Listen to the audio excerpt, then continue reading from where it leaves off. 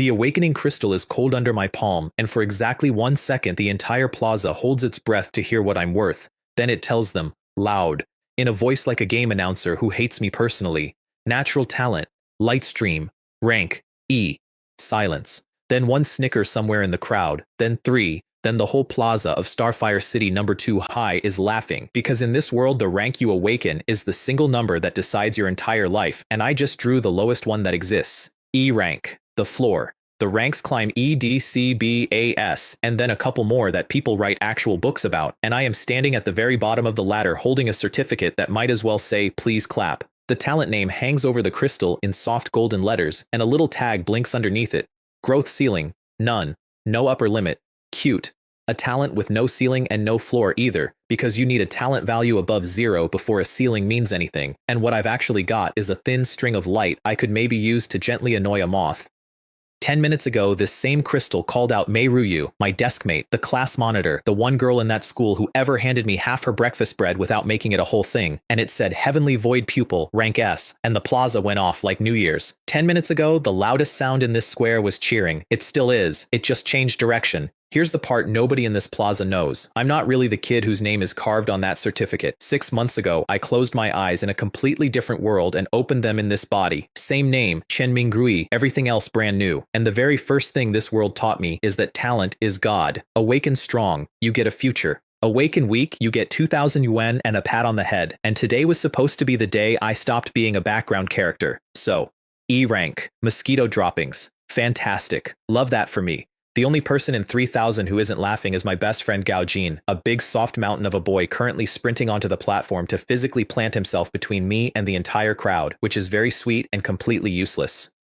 Ignore them, he says. Watch this. He smacks his own chest, slaps his palm on the crystal, and, okay, I have to tell you about the slap. 10 minutes before his turn, Gao Jin was shaking so hard I thought he'd awaken a talent for vibrating. So I did what any good friend does. I hit him across the back hard enough to reset him and told him he'd be fine. He walked up here still stinging from my hand, and now the crystal flares gold and calls it out. Dual talent, copper bones and giant strength, rank B+. Dual talent, B+. The same crowd that was laughing at me flips instantly to cheering for him. Gao Jin turns around with actual tears in his eyes, grabs both my shoulders and says dead serious, it was the slap. Mingrui, it was the slap. You did this. I did not do this. But you try arguing with a 90-kilo man who's crying with joy. They read the class assignments after that. The B and up kids get martial tracks, scholarships, a government stipend, a straight lane to the top. The E ranks get a folding chair in the regular class and a laminated pamphlet titled, and I promise I'm not inventing this, A Fulfilling Life Without Combat Talent. I get assigned nothing at all because nobody builds a curriculum around a boy with a nightlight for a superpower. I take my certificate, I tell Gao Jin I'm fine, and I walk home before the sun's even down, past every knot of classmates that goes quiet the second I'm close and unquiet the second I've passed. And the whole walk home, I'm not thinking poor me. I spent 6 months learning exactly how this world is wired. I'm thinking, there has to be a crack in it somewhere. There's always a crack. Turned out the crack was under my shoe. There's a narrow alley 2 streets from my building where nobody goes, and I duck into it to look at my useless talent in private, the way you'd sneak off to reread a bad test score. I hold out my hand and call it up. A thin thread of pale light coils around my fingers, my grand inheritance.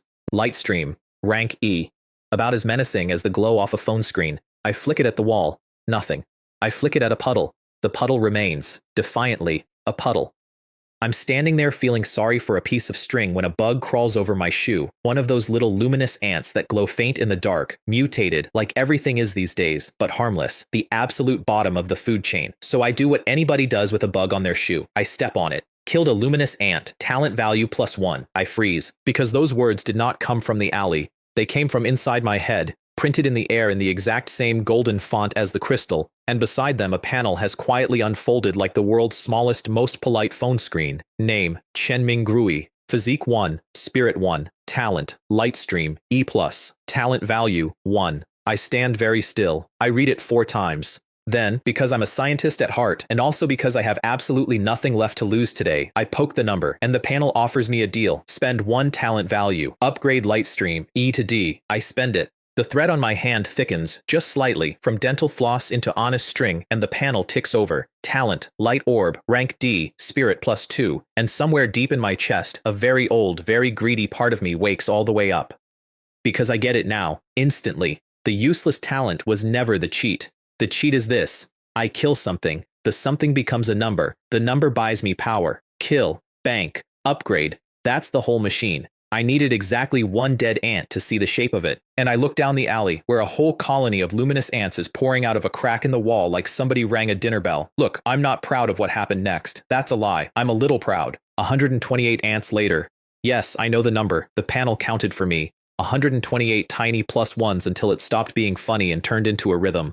I've got a small glowing fortune stacked in the corner of my eye, and I feed every point of it straight into the talent. D climbs to C, C to B, and at B the light stops being cute. Light of Dawn, rank B, 10 times human strength and speed, and I believe the number the instant it lands, because when I throw a lazy jab at the alley wall, my fist arrives before my brain finishes deciding to punch. I kick an empty trash can and it folds in half and wraps itself around a fence 40 feet away. I sprint to the mouth of the alley and back, and I'm fairly sure I just broke a citywide record in bad school shoes. An hour ago, I was mosquito droppings. Now I'm in what I can only describe as Scion mode, in an alley, at night, alone, grinning like a lunatic. And before you say it, yeah, I had the exact thought you're having. If killing bugs makes me stronger, and there's no ceiling, why not farm all night and wake up a god by breakfast? So I test it. I try to shove another 100 points in to jump the talent from B to A, and the panel just raises the price. B to A doesn't cost what E to B cost. It costs more than everything I killed today, several times over.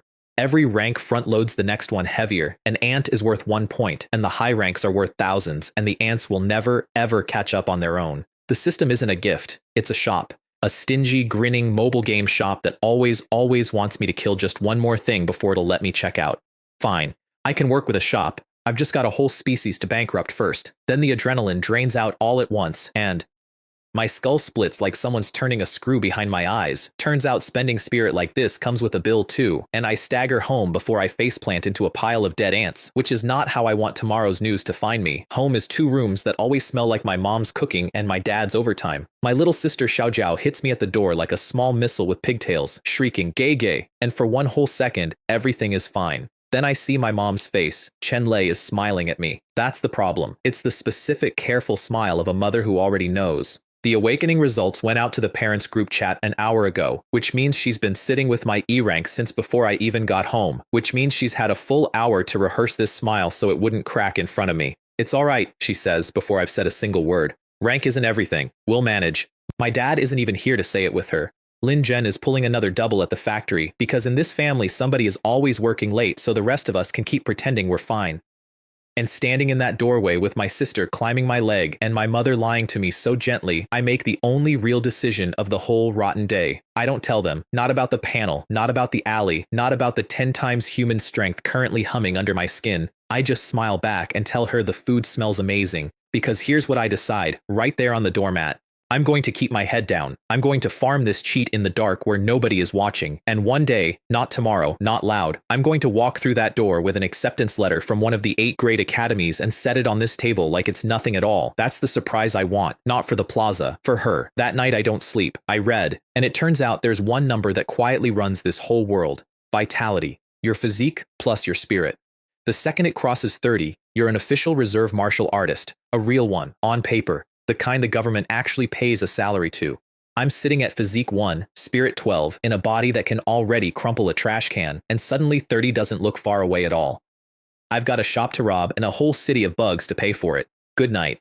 I go to school the next morning anyway, because a 14-year-old who skips gets questions, and a 14-year-old who sits quietly at the back gets ignored, and ignored is the single most valuable thing I own right now. Mei Ruyu drops into the seat beside mine like nothing happened. My S-rank deskmate, the girl the entire city is talking about this week, and she just says morning and tells me, kindly and completely sincerely, that talent doesn't decide a person's whole future. She believes it too. It's the nicest thing anyone says to me all week, and she has no idea she's saying it to the guy who committed an ant genocide the night before.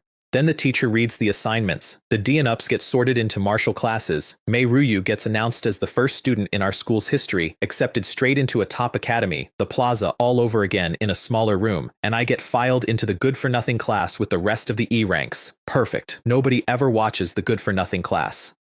Gaojin tips me off that there's a scrubby little forest behind the school's training hall, the kind of place no one important ever sets foot, absolutely crawling with mutated bugs, golden bees, Hercules beetles the size of my fist, lime worms. To everyone else, it's a patch of weeds. To me, it's an outdoor ATM, so that becomes my whole life for a few days, and I'll spare you the play-by-play. Because honestly, after the first 100 kills, even I stopped narrating it.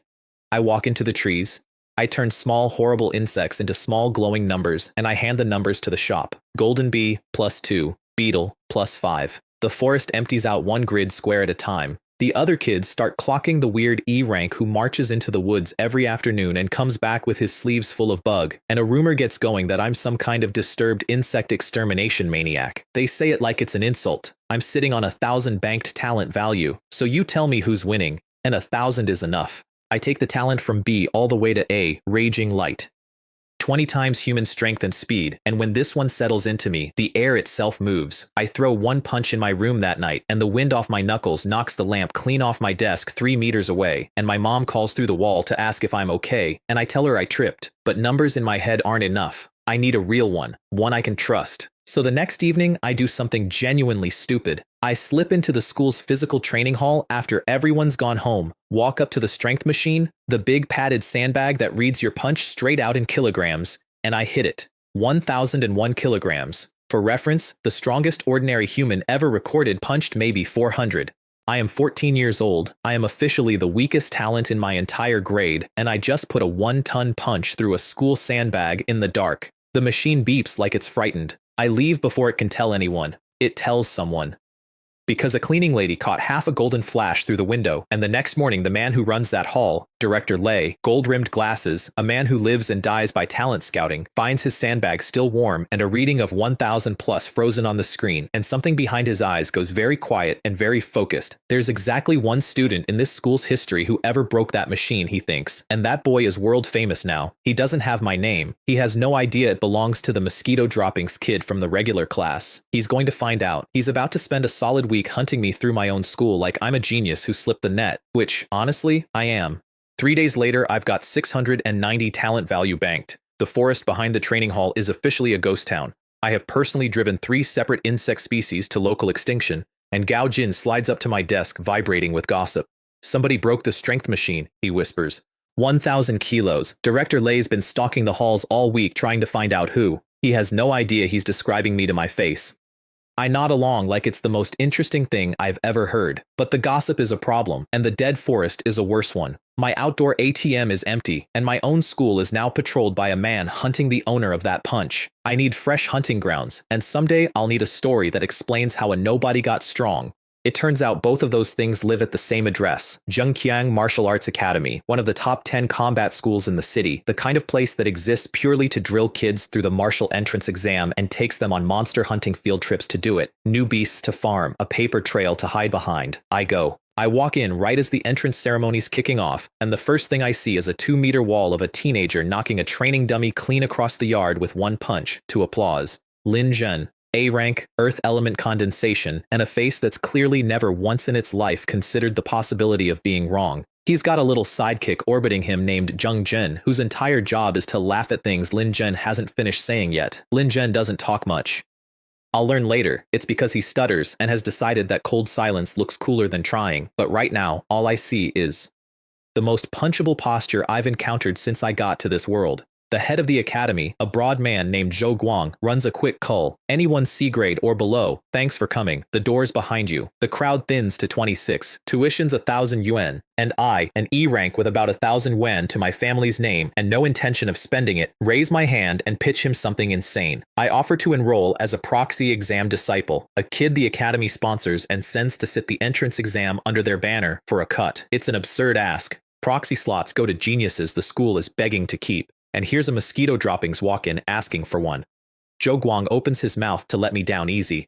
So I walk over to the dummy Lin Zhen just launched across the yard, the one everyone's still admiring, and I hit it. With raging light behind my fist, the dummy doesn't fly. It stops existing in dummy form. The yard goes dead silent. Lin Zhen's face does a thing I will come to treasure over the next year. And Zhou Guang, who a second ago was drafting my rejection, grabs my hand in both of his like I might evaporate. Same terms as Lin Zhen, he says, breathless. 20,000 yuan just for signing, another 20 if I test into a first-class university, and 200,000 if I make it into one of the 8 great academies. He presses a martial manual into my arms, the Taizu Long Fist, encrypted so I can't copy it. Only catch, I have to withdraw from my current school to sign. I say yes so fast he checks whether I understood the question, because the second that manual touches my hands, my panel lights up with a brand new line. The Taizu Long Fist can be upgraded. Of course it can. I dump a little value in initiated, then proficient, and my physique jumps from 1 to 7, and I nearly laugh out loud in the man's office. Because now I understand the second half of my own cheat. Killing feeds the talent, and the talent pours into spirit, but a body technique pours into physique. 2 taps, 1 machine, spirit in one hand, physique in the other, and both climb every time I spend. A divine body and a divine soul on the same shopping app. I ask Zhou Guang for a second technique on the spot, and he laughs and tells me, focus is what separates masters from dabblers, 1 manual at a time, kid. Fine, 1's plenty, 1's already more than these people can imagine. Then comes the part that actually hurts. A real hunt costs money. I go to the Tianwu Pavilion, the big martial department store, and I load up on nutrient fluid, vitality pills, beast repellent incense, compressed field rations, and the bill comes to 18,000 yuan. Half a year of my family's living expenses, gone in 1 receipt. I stand at the counter feeling every single one of my dad's factory doubles in that number. But the path up is expensive, and the only way to make it back is to go where the money walks around on 4 legs and tries to eat you. So I flash my shiny new Zhengqiang ID at the Westgate guard, tell him my hunting party is waiting for me outside, and for the first time since I woke up in this body, I walk out of the city and into the wild. The first thing that tries to kill me is a black gold hyena. Normal grade, first rank, the wilderness equivalent of a stray dog with a bad attitude. It lunges. I put Raging Light and the Taizu Long Fist into a single punch, and the hyena decides to be somewhere else, permanently, about 6 feet back the way it came. Talent value +10, then +10 again, and again. There are 4 of them, and then there are none of them, and I pull their teeth on the way out, because a martial forge pays 50 yuan a gram for the stuff, and I am, above all else, a man on a budget. The wild has a curriculum, and it keeps teaching. A mountain cat drops on me out of a tree, silent, all claws, smart, this one. I catch it out of the air by the scruff like an angry house cat and introduce its face to the trunk it came from. A pack of gold drilling rats surfaces through the dirt and starts chewing on my ankles, and I learn a genuinely useful fact. Golden jade skin does not care about teeth. I stand in the middle of the swarm and keep punching down, a man stomping the world's worst welcome mat until the ground goes still. Somewhere in there, Raging Light burns through my spirit and the world tilts sideways, so I crack an energy pill, 1,500 yuan a pop, 36 herbs, my wallet weeping quietly in my pocket, chase it with nutrient fluid and get back to work. Kill, loot, bank, kill, loot, bank. It's the most peaceful I've felt since I woke up in this world, which probably says something unflattering about me. 4 hours later, I've turned 36 monsters into numbers, hyenas, blood-drinking mountain cats, gold-drilling rats, and I'm sitting on 1,889 talent value when the panel offers me a word it's never used before. Evolve. The Taizu Long Fist can evolve. I say yes before I finish reading it, and the manual in my memory rewrites itself into something sharper and hungrier. The Celestial Light Long Fist, 100% compatible with Raging Light, like the 2 techniques were always meant to be the same fist, and I ride it straight up to proficient. Physique 13, Spirit 17, Vitality 30, the magic number, the one the government pays for. 4 days ago, I was the punchline of an awakening ceremony. Now sitting in a field full of monsters, I personally turned into pocket money. My own panel is calling me a provisional martial artist, from mosquito droppings to the real thing in less than a week. And the worst part, the part I'm a little ashamed of, is that I'm not even surprised anymore. I'm just already doing the math on what 30 gets me and how fast I can get to the next number. I'm 3 days into my new career as a monster-based ATM when I meet my first coworkers. 4 kids from 4th High out on a graduation hunt, and their target is a level 2 saber-toothed tiger, a genuine step above anything they've got the muscle for. There's Yu-Ji, the leader, sharp and decisive, talents a wall of vines, a chubby one named Liu Bo carrying 2 axes bigger than his survival instinct, and a set of twins, Xu Ping and Xu An. They stumble onto the small hill of corpses I've been stacking all afternoon. Do the math on who stacked it, and offer to hire me right there. I quote 20,000 yuan mostly to make them leave. They agree so fast I realize I just lowballed 4 desperate rich kids and could have said 50, noted, filed under lessons. Then the tiger settles the negotiation itself. It comes out of the tree line like a landslide with teeth. Yujai's wall of vines goes up. The tiger goes through it like a shower curtain. One of the twins takes a paw and his arm breaks with a sound I feel in my own jaw. The team's screaming at me to tank it, get in front, do something, so I do something. I don't tank. Tanking is for people who intend to get hit twice. I sprint in under the next swipe and put one celestial light punch up into the hinge of its jaw, and the largest predator any of these kids have ever seen goes down in a single beat and stays down. Silence. The specific kind of silence where 4 teenagers quietly recalculate their entire understanding of the food chain. Then Yujie, to her credit, snaps out of it first, remembers there's a twin with a broken arm, gets to work binding it, barks the others into moving. She's a leader, that one. Liu Bo does the exact opposite. He drops both axes, wraps himself around my leg, and starts calling me big brother between sobs, swearing an oath of eternal loyalty I did not request and cannot legally refuse. I peel him off, I collect my 20,000. And I leave before anyone thinks to ask for my number. They don't. They're going to regret that, and so am I, honestly. Because something tells me those 4 have a lifetime subscription to walking back into my story at the worst possible moment. It isn't until I'm home in bed that the tiger pays out for real. A line I've never seen scrolls up in the dark. Killed a saber-toothed tiger. Talent value plus 200. Obtained D-grade talent. Tough skin. Physique plus 1. I sit straight up. The bosses drop talents. The small stuff pays in coins, but kill something big enough and the machine hands you a whole new ability. Gift-wrapped. Bow on top. So I do what I do to everything. I feed tough skin upward, D to C to B, until it turns into golden jade skin and the description swears it turns blades. I have to check, obviously. Which is how I end up dragging a fruit knife across my own forearm in my bedroom like a complete lunatic. The blade skids, white line, no cut, not a drop. I've got skin like a bank vault and a mother asleep 10 feet away who thinks her son is in here quietly grieving his E rank. If she only knew. 3 days before the exam, back at Zhengqiang, Zhengzhen, Lin Zhen's personal laugh track, decides today is the day somebody teaches the weird proxy kid his place.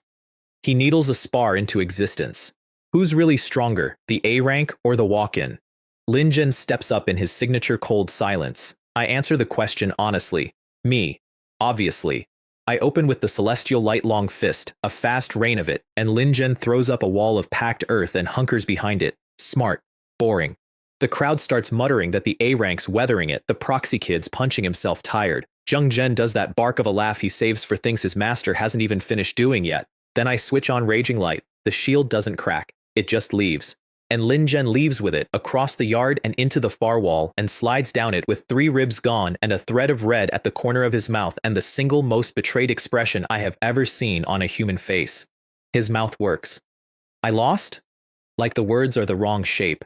Like somebody forgot to warn him this was even on the menu. For once the cold silence isn't a pose, the stutter's gone quiet because the whole boy has gone quiet. Zhou Guang calls it before I can add commentary, absolutely radiant, because his proxy kid just outclassed a first-class university talent in front of the entire academy. Zheng Zhen has stopped laughing. Lin Zhen limps off looking like his whole personality got repossessed along with the furniture. Here's the part I don't get to see because it happens across town that night, and it's my favorite flavor of trouble. Lin Zhen goes home and mopes on a doorstep in the nice district, and the door is Mei Ruyu's. Cousins. Childhood neighbors, grew up in each other's pockets. She finds him deflated and pries it loose. He lost badly to some monster of a proxy student. She pinches his cheek, gives him the whole, the strongest at the foot of the mountain isn't the strongest at the peak routine, then asks, idol, who beat him? He gives her the name, Chen Minggui, from your old school. Second high. And my sweet, brilliant, top of the entire city deskmate laughs. Because she sits next to a Chen Minggui, and he's an E rank from the good-for-nothing class who wanders into the woods to assassinate insects. Clearly 2 different people, clearly a coincidence. There must simply be 2 of us. The sharpest student in Starfire City is holding the whole answer in her lap, and she sets it down and pats it and walks away. I could kiss whoever's writing my life. I make it official the next morning. I withdraw from second high 2 days before the most important exam of everyone's lives, which nearly gives the vice principal a stroke on the spot. Then I go find Gao Jin because I am not disappearing on the one person who climbed onto that platform for me. I give him the truth, or the cover story cut of it. My awakening got misread. I'm actually A grade. I'm sitting the exam under Zhengqiang now. His mouth just falls open and stays there. He doesn't really believe it until I show him. We swing back by the old physical training hall, scene of the crime, and Gao Jin, proud of his B+ body, rings the machine at 2,300 kilos and grins. Genuinely strong. Then I step up and throw a punch with no talent at all, nothing but my bare physique, and the machine reads 2,469, sixth best in the school's history. Gao Jin stops grinning. Then I ask him, sweet as anything, if he wants to see the real one. Before he can say no, I light up Raging Light and hit the bag properly. The sandbag does not survive the encounter. The machine throws a number, panics, and settles on. Turns out it caps at 20,000 kilograms, and I have hurt its feelings, stuffing snowing down everywhere. I survey the wreckage, and my first genuinely sincere thought is, do I have to pay for this? Gao Jin is sitting on the floor. His martial heart, poor thing, has quietly left the building. He looks up at me, this kid who wept with joy over my slap a week ago, and finds the only words he's got left. You're buying lunch, the 100 yuan malatang set, all of it. Cheapest apology I'll ever pay. The students who watched the machine die naturally filmed it, because of course they did, and by the next morning the clip has found its way onto Director Lei's phone. He watches an E-rank vaporize a 20,000 kilo sandbag and goes gray because in all his years, there's been exactly one other student who ever broke that machine. A kid who grew up to be nationally famous, who's since put down a king-level beast, and now here's a second one, buried in the good-for-nothing class. He pulls my file. E-grade, regular track. Withdrawn as of this morning. He assembles it the way scouts do. Secondary awakening. The rare late bloom that is essentially never anything but a genius, and he comes out of his office at a full sprint, bellowing at anyone with ears to get that boy re-enrolled immediately. He finds me an hour later, mid-malatang, supervising Gao Jin as he eats his feelings about the sandbag. Director Lei bursts through the restaurant door, slaps both palms on our little table, and offers me 10 times whatever Zhengqiang is paying if I'll just come back. 10 times. The whole restaurant stops chewing at once. And I have to sit there and turn down a fortune because I already signed, and a contract is a contract. I smile. I decline. I watch a grown man's heart quietly break over a bowl of noodles. It's only later that I run the real math. If I'd stalled 3 more days, I could have walked straight to the 200,000 and cut out the middleman entirely. I think about that number for about a week. Meanwhile, the rumor grows legs and walks right up to Mei Ruyu. Songji, lean, sharp, S-rank, the other top scholar contender in the city, mentions it to her in passing. Some kid named Chen Minggrui broke a strength machine and got a top academy chasing him, and get this, he's out of your class. Her class. She goes very still. She texts Lin Zhen and asks for a photo of the proxy monster who beat him. And Lin Zhen, bless his entire soul, already has one, a stealthy candid he snapped of me at the academy, except he left the flash on, so the candid is just me, mid-turn, staring dead into a camera detonating in my face. I'd caught him at it too. Told him if he wanted a picture, he could just ask, and I'd pose properly. He did not ask. He sends Mei Ruyu the flashbang photo anyway, and she opens it, and the genius brain that Starfire City is so proud of goes completely, gloriously blank. 2 Chen Suifengs. Sure. Absolutely. Makes total sense. Back at the academy, I lean on Zhou Guang for a second technique, and this time he folds, but not for the reason I'd guess. He's convinced himself I must have self-deduced the celestial light long fist, since he never taught it to me, and there it is anyway, evolved, sitting in my hands. Self-deducing a technique is the mark of a genuine martial prodigy, national talent territory, and he now rates my odds at an 8th-grade academy at 70%. I tell him 100. He laughs like I'm being cute. I pick a defensive manual this round, the Iron Stake skill, because bolted onto my blade-proof golden jade skin, it should make me deeply unpleasant to stab. I feed it straight to mastered. Physique 21, Vitality 44, and one quiet little dream idling under all of it the entire time, 70.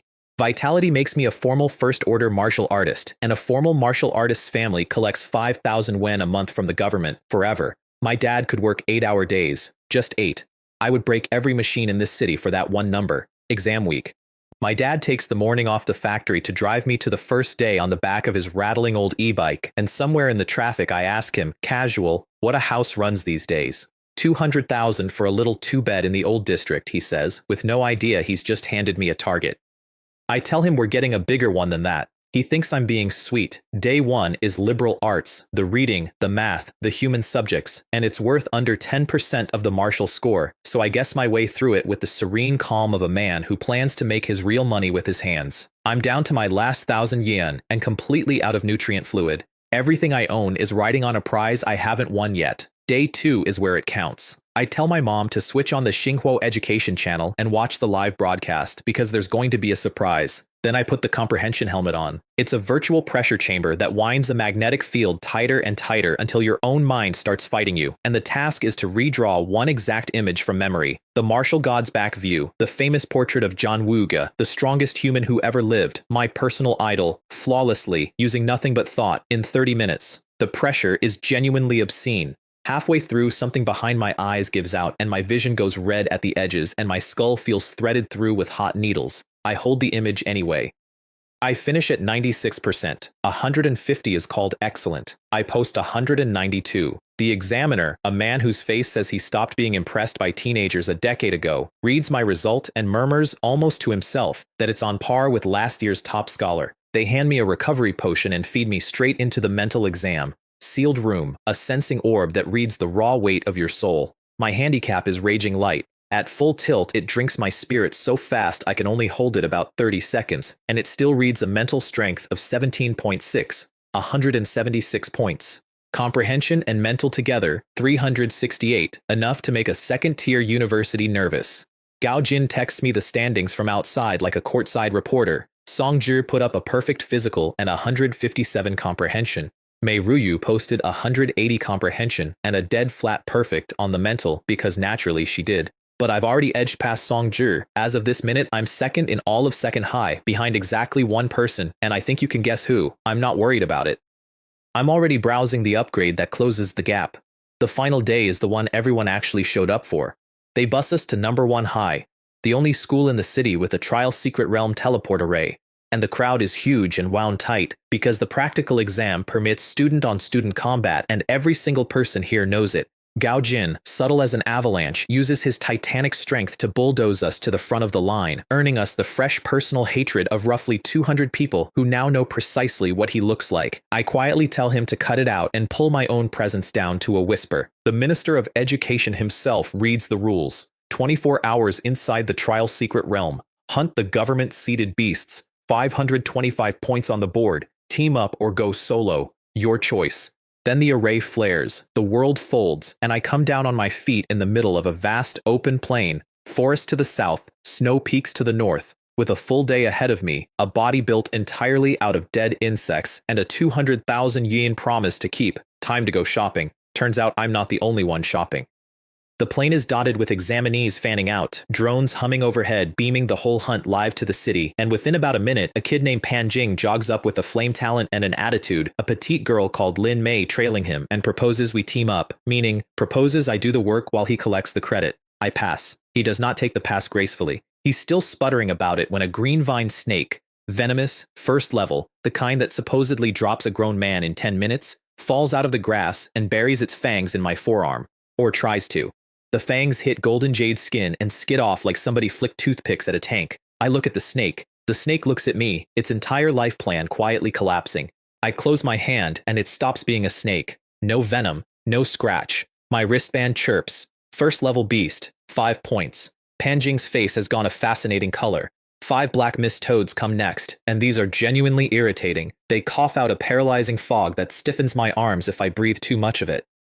I one-shot 3 before the cloud thickens, then back out of it while the last 2 hop away, which is the closest thing to a retreat I'll make all day. This, by the way, is what the exam actually is, not one big fight. 1,000 small ones scattered across a plain, while drones film every second of it for a whole city that's placing bets. Off to my left, 2 examinees who found each other are settling some private grudge instead of hunting, because the rules allow it. Somewhere behind me, a kid is crying into his wristband. The government seeded this realm with exactly enough monsters to make 1,000 teenagers desperate, and desperate teenagers, it turns out, are the real content. Pan Jing, having now watched me shrug off venom and gas back to back, decides I must be bad luck and starts loudly calling me a jinx to anyone who will stand near him. And that's when Lin Mei runs the move I'll see 100 more times in this world. She peels off Jing, drifts over to me, all wide eyes and soft voice. You're just so strong, maybe we could team up. The exact same pitch, re-aimed at whoever's winning. I tell her I've got a strict policy against teaming with people who were mocking me 90 seconds ago. She calls me something I won't repeat and scurries back to Jing, who no longer wants her either. Beautiful. Everyone loses but me. Across the city, in 2 rented rooms, my little sister Xiao Jiao is glued to the Xinhuo education channel when the broadcast cuts, for 3 whole seconds, to a boy on a plane crushing a snake in his bare hand. She shrieks, "Gay gay. That's gay gay." and my mom comes in drying her hands and looks at the screen and understands all at once what the surprise was. Her son isn't in his bedroom grieving an E rank. Her son is on the martial exam broadcast, live, in front of the entire city. She sits down slowly. She can't decide between proud and terrified, so she picks both, and she does not look away from that screen again all day. I'm deep into the point farm. When I hear screaming, I recognize UJ and Liu Bo, my old clients, the saber-tooth crew, sprinting flat out ahead of a 30-strong beast. Tide, a pack of fengling wolves running honest-to-God coordinated delaying tactics because the government bred these things to be clever, and it shows. I don't think about it. I charge in, let the front rank break itself against mad crocodile skin, and start clearing. One punch, one wolf. The pack leader's a bear the size of a delivery truck. I put it down on top of one of its own, and the rest scatter. UG gets her vines around the 5 stragglers, and I finish them. And one slips the net and melts into the trees, and I actually feel bad about it because 99% is not 100. Liu Bo, watching me materialize out of nowhere to save his life for the second time, looks like he might propose. What I don't see is the room where the grown-ups are watching all of this. Top floor of number 1 high, 100 plus of the city's heaviest names, a 200-inch screen running the live rankings. The city lords up there, Zhao Ping, sharp suit, a scar running eye to chin, beside the Minister of Education, an old man everyone calls Old Dong. The board reads exactly like everyone expects. Songji on top near 198, the usual geniuses stacked below him.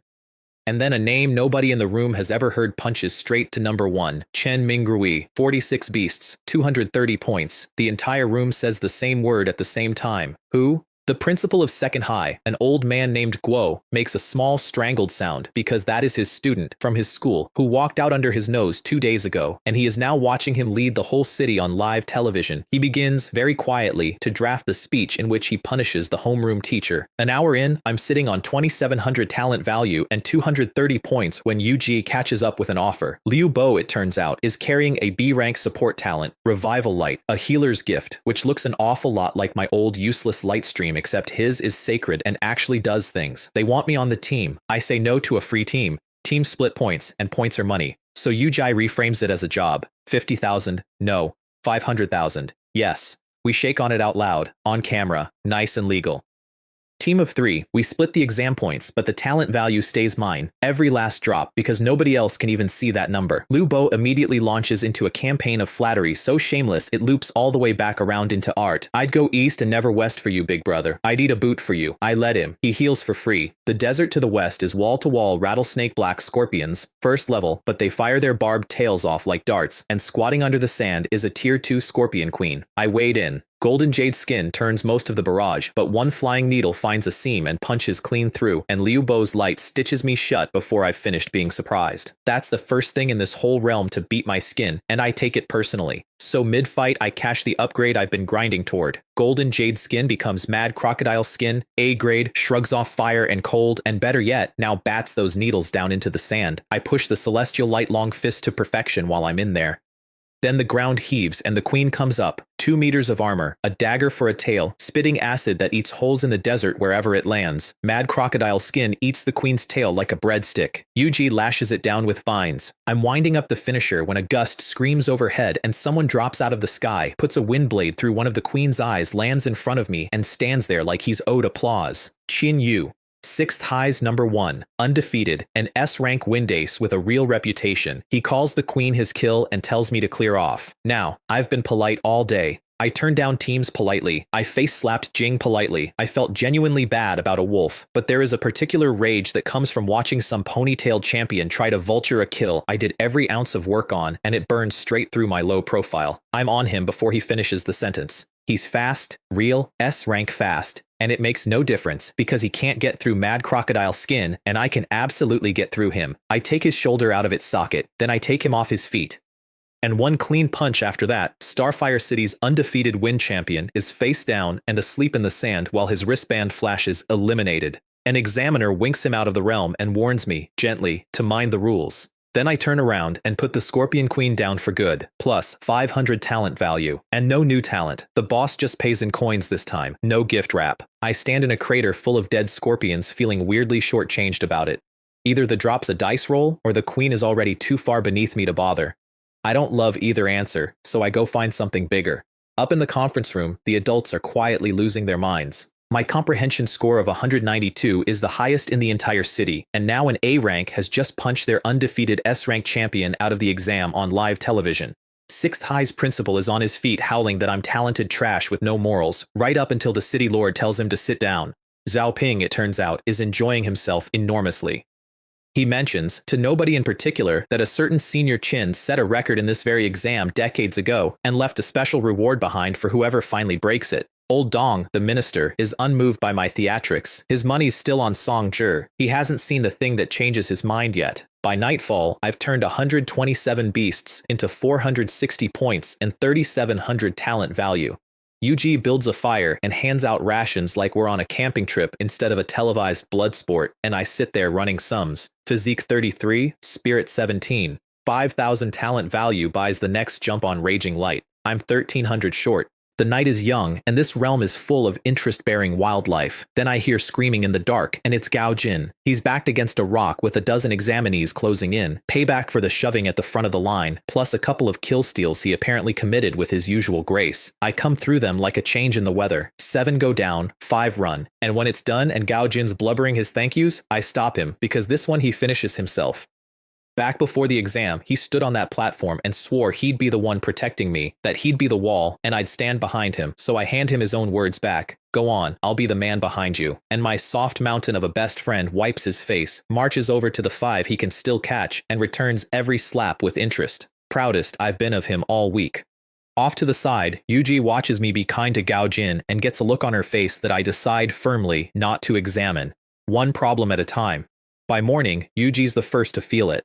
A medium beast tide building to the north. In this world, a pack is under 100, a tide is 300 and up, a medium tide is 500 and officially takes 10 registered martial artists to handle. We crest the ridge and it's closer to 1,000 monsters churning in the valley below, and lining the rim are hundreds of examinees, every top genius in the city among them, all doing the sensible thing, hanging back, letting the tide grind itself down, picking at the edges. I do the other thing. I walk straight down into the middle of it, because a tide doesn't split its points and it can't cut my talent.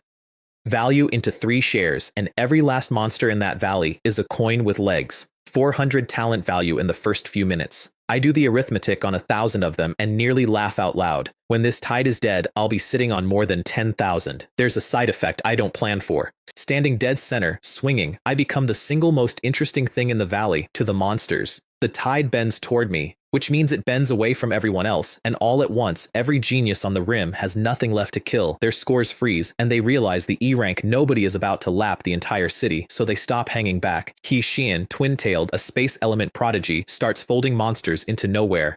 Xiao Yu throws out green feathered wings and takes the fight airborne. Song Ji wades in from the far side, scales climbing his arms like armor. And there's my desk mate, Mei Ruyu, deep blue pupils lit, her heavenly void pupil turning the monsters' own minds against one another, calm in the eye of the storm. She still has no clue the boy she's racing sits 1 seat over from her every day.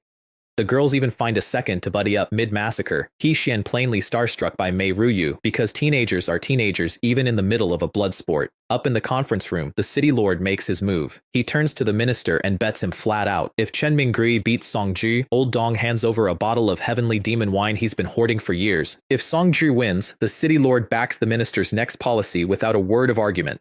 Old Dong takes it in a heartbeat. Song Ji's Dragon Gene is a top 5 S-rank talent, and no A-rank alive should be able to touch it. Zhao Ping just smiles and says the boy reminds him of Senior Qin. Won the whole exam once on inferior talent, set a world record doing it. Xiao Yu makes the mistake of diving on me from 30 meters up to poach a cluster of kills. I meet him on the way down with one rising punch, send him briefly back up, and then he comes down for good. Out cold, eliminated, 30 meters of altitude entirely wasted. He Xian, my rival of 5 seconds ago, converts on the spot. Mingrui Gege. She likes strong men, it seems, and I've just become the strongest thing in the valley. I let her back away untouched. That mercy is going to pay me back later. Then something hits my chest like a car. Song Ji, from behind. And for the first time since I put Mad Crocodile skin on, something actually hurts. Song Ji's punch lands right around 20,000 kilograms, dead even with mine, and his dragon claws open up the skin of my forearms, and I glance down and I'm bleeding, which I have not done once in this whole world. For 30 seconds, neither of us bothers with defense. We just trade, full power, chest to chest, and at the end of it, I'm cut up everywhere, and his scales don't have a mark. From the outside, it looks settled. Up in the conference room, the minister leans back, satisfied. His dragon is going to win. Except I've been getting paid this entire time. Somewhere in the brawl, my talent value ticked past 7,000, and there's a little plus sign blinking beside Raging Light that I have been dying to press. So I press it. Raging Light becomes Great Chin Light, S grade. 30 times human strength and speed, light I can actually command, and a body that seals its own cuts as fast as they open. The gashes on my arms knit shut. Songji's face changes. I step back, gather a fistful of light, and throw a punch from 10 feet away. The glow crosses the gap and caves the scales over his chest in like foil, and then I close the distance, and it stops being a trade and turns into weather again, and Songju goes down and stays down, eliminated. The whole city watches it happen. Mei Ruyu, who saw me flatten Lin Zhen a week ago and just saw me flatten Songju, has stopped moving entirely. And up in that room, the minister quietly hands over his wine, eyes on the screen, and says the line that's going to trail me for years. Songju is a dragon. But this Chen Minggui, he's a dragon too. A true one. The kind you find once in 10,000 miles. Songji doesn't remember hitting the ground. What he'll remember, for a long time, is the half-second before it. The moment his dragon scales, the pride of his whole bloodline, the armor that had never once failed him folded in like foil under a punch thrown from 10 feet away by a boy who was supposed to be an A-grade nobody. A dragon isn't built to understand losing to something it looked down on. He faints twice more that week, both times from reading the news. And somewhere in there, the certainty that carried him his entire life quietly packs a bag and moves out. The rest is cleanup. Great Chin Light throws punches at range now, so I test the reach, 15 meters at the far edge, strongest around 10, and use it to harvest the tide down to the roots. 866 kills, 525 exam points, the cap, maxed out.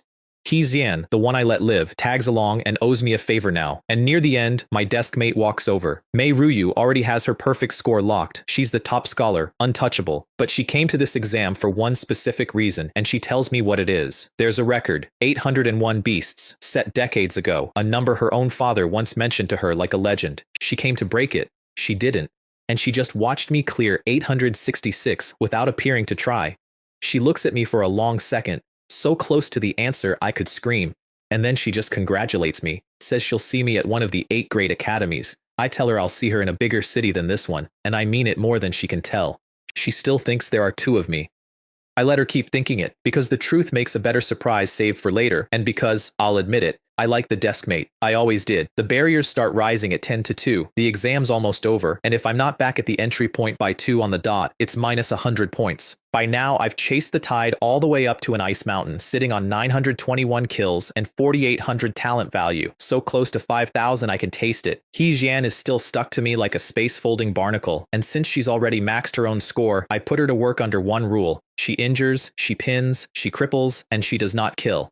The kills are mine. All of them. She pouts, then agrees, and between her holding them and me closing the deal, we cover a lot of ground on the way to the barrier. They pull us out onto the field at first high, with the city lord himself standing by, results promised for tomorrow. And then I see the crowd behind the barrier, and I see 2 people in it, and the rest of the world turns its volume down. My mom and dad, they watch the whole thing.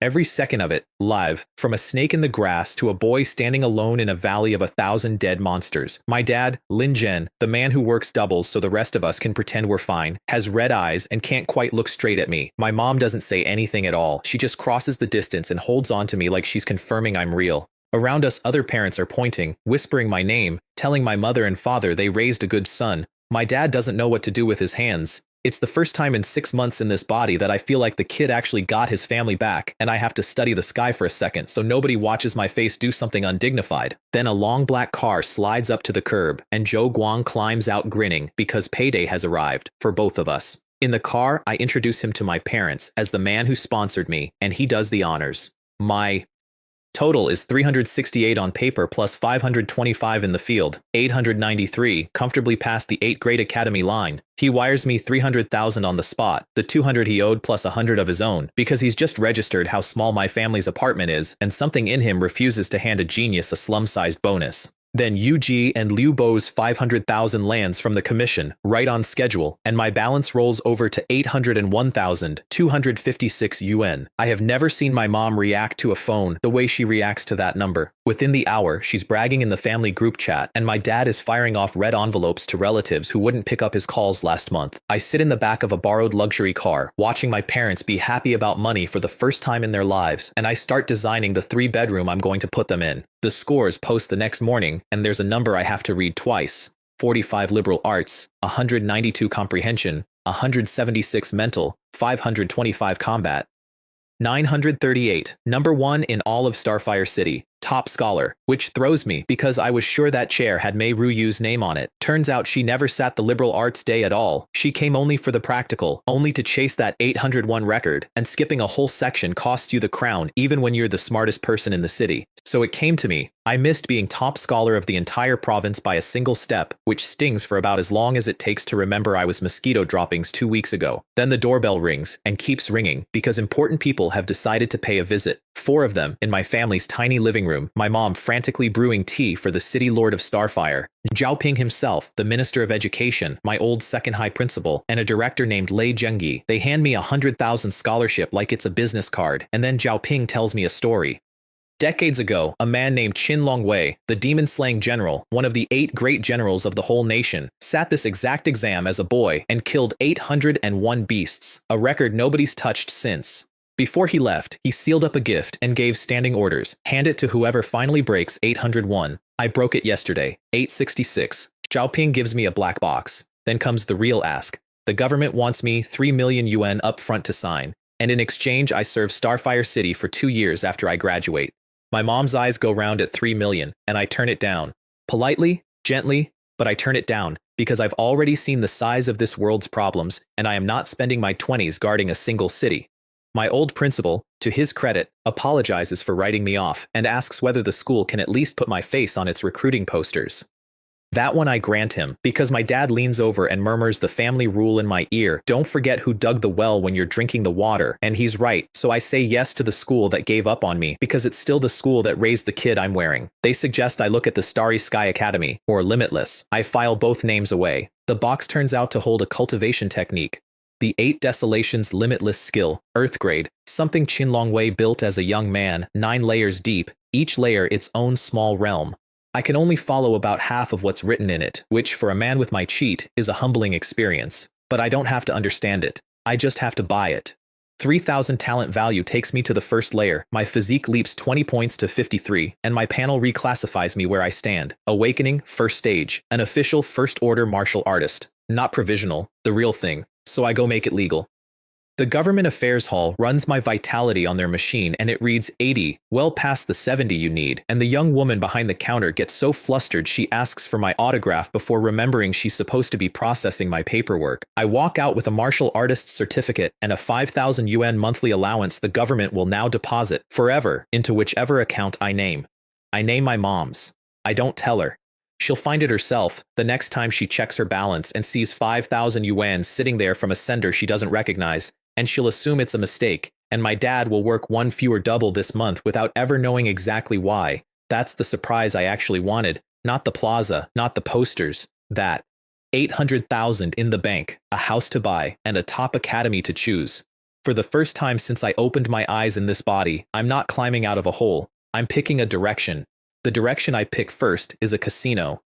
Specifically the combat arena, the one place in the city where a martial artist can legally beat people up for money, a government-blessed fight pit with betting windows and a crowd that smells like beer and bad decisions. A hook-nosed recruiter named Fang Chen catches me at the door and tries to sign me as a fighter. I tell him I'm not here for a career. I'm here to test my new toys on something that hits back. The boss, a heavy-set man they call Jin Gei, recognizes me as the fresh top scholar and decides to have some fun at my expense. He books me against a reserve bruiser called Bonebreaker, quietly tells the man to hold back and just break the golden boy's arm to teach him some humility, and sets the line at 9-1 against me. I one-punch Bonebreaker into a nap. The crowd goes silent, then feral. Jin Gei sends in the next one, a 2.5-meter slab called Stone Fist, an A-grade reserve, and I slip his big overhand, dig a hook into his ribs, and put the follow-up on his jaw. Down. Then a third fighter, a fourth, a fifth. And somewhere around number 4, Jin Gay stops grinning and starts doing arithmetic because whatever I am, it is not the tier he booked. And somewhere in there, I finally feel the thing the 8 Desolations has quietly been building. Life force, the deep martial reserve of chi and vitality that a heaven-tier body technique pumps into you. It's why Qin Longwei could punch above his realm his entire life. It means at any given rung of the ladder, I'm simply carrying more fuel than anyone else standing on it. I burn through all 5 reserves, the whole first-tier bench, and the crowd starts chanting for more, so I turn to Jin Gay and ask for a second-tier martial artist, a full realm above me. He goes pale. He gives me one anyway. A second-tier fighter with a 3-1 record and a smug, reptilian air who calls himself the Devourer of Snakes. And for the first time all night, I am in trouble. The realm gap is real. He's faster than his size promises. His hands come at me like blades riding a spirit rank technique, and I'm eating shots I can't answer. Then he opens his mouth and spits an actual snake out of it, a triangular-headed viper, and it buries its fangs in my shoulder, punches through mad crocodile skin, and floods my arm with a venom that burns like someone poured acid into it. The crowd thinks I'm done.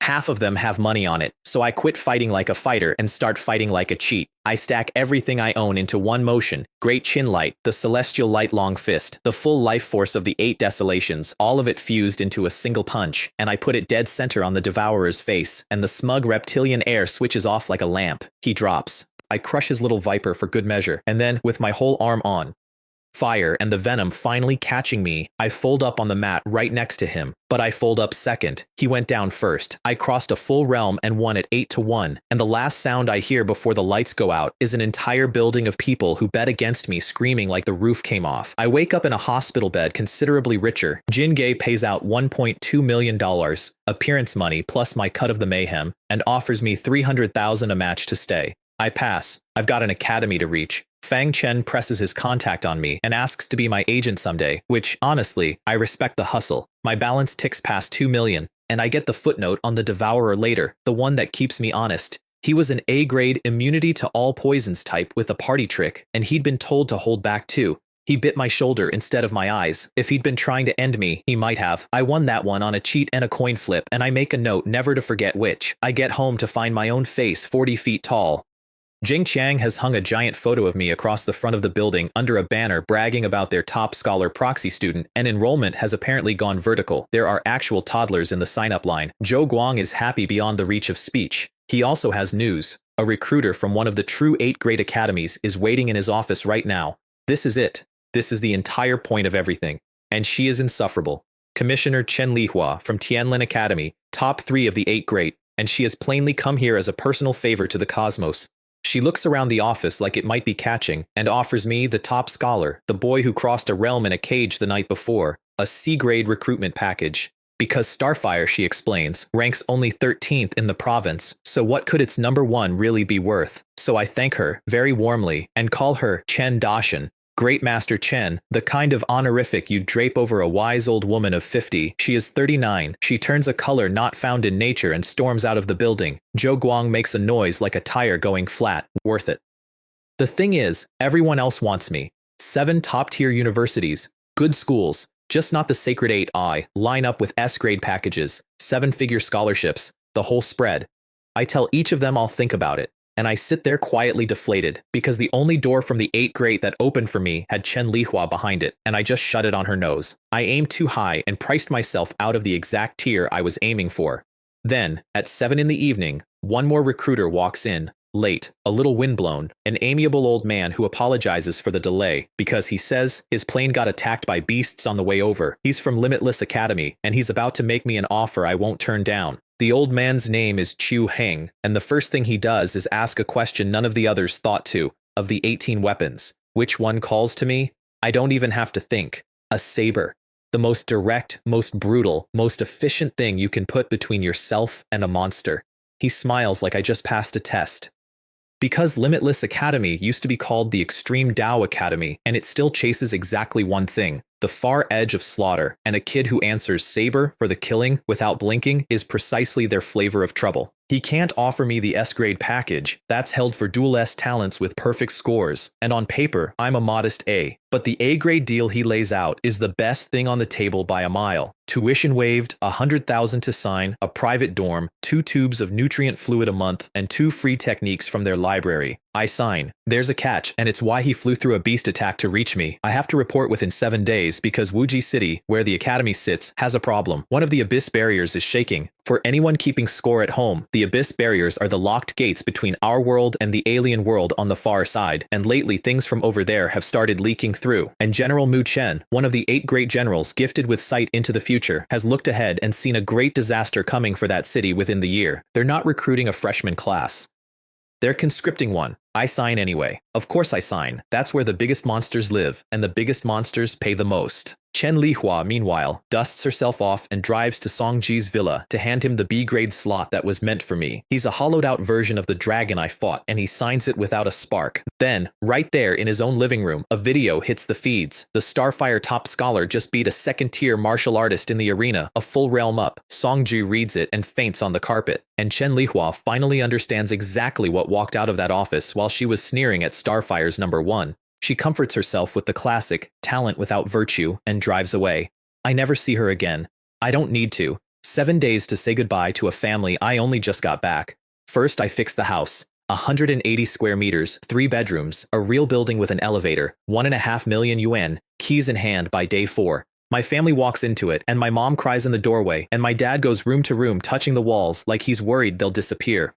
Xiao Jiao claims her bedroom by lying down in the middle of the floor and refusing to move. I stand in the hallway of a home I bought with dead monsters and feel, for once, completely uncomplicated about something.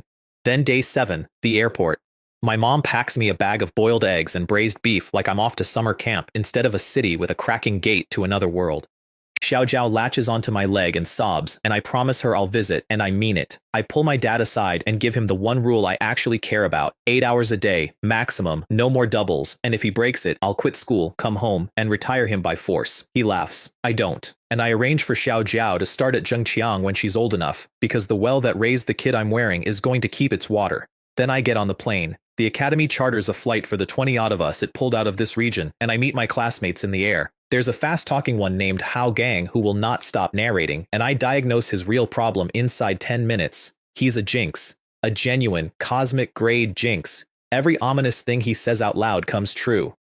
A girl named Chen Ying clearly figured this out before me and spends the flight trying to physically muzzle him, because here's the thing about air travel in this world. Teleport arrays are for the rich, planes are the middle option, and every plane flies wrapped in a roaring sound array to scare beasts off, plus one hidden transcendent realm martial artist riding along as insurance. And Hao Gang, heaven help us all, says something like, imagine if something got through the array right now. Something gets through the array right now. A flock of azure peregrine falcons, 2nd level, and worse, stone deaf to the sound array, slams into us, and behind them comes something much bigger, a tyrant eagle, lord level, that hits the fuselage hard enough to rattle my insides loose. The insurance earns his fee. A mountain of a man they call Senior Gong is up and out the hatch trading saber key with the eagle in open air, but the falcons are suicide diving the windows and one of them cracks.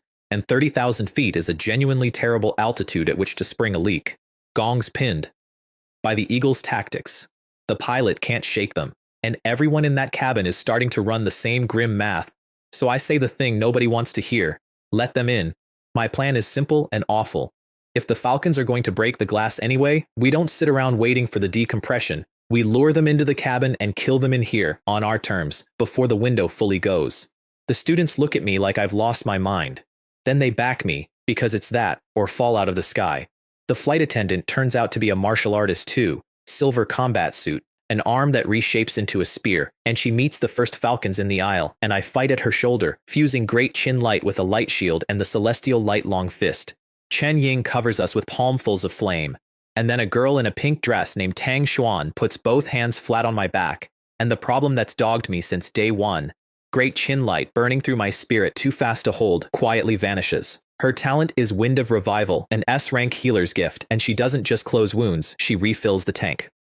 With her behind me, I can hold Great Chin Light nearly forever. It's like someone handed me an infinite mana potion with a shy little smile. Each falcon's worth 300 talent value, and there are a lot of falcons, and I let the others hang back so the kills come to me. Up top, Senior Gong finally lands the strike that sends the tyrant eagle screaming off into the clouds. The plane holds. Everyone lives. Gong hands me half the demon cores off the falcons, the hero's share, he calls it, and introduces himself properly. Tang Bo, extraordinary realm martial artist, the plane's insurance policy, and, I'll come to learn, a man who values exactly two things, composure under pressure and a kid who knows what a demon core is worth. He was saving this for his grandson. Instead, he clasps a plain-looking bracelet onto my wrist, a super bracelet worth well north of $1 million that reads my vitality on command and, far more importantly, folds 100 square meters of storage space inside itself. I now own a magic pocket bigger than my old apartment. I try very hard to look grateful instead of gleeful. I fail completely.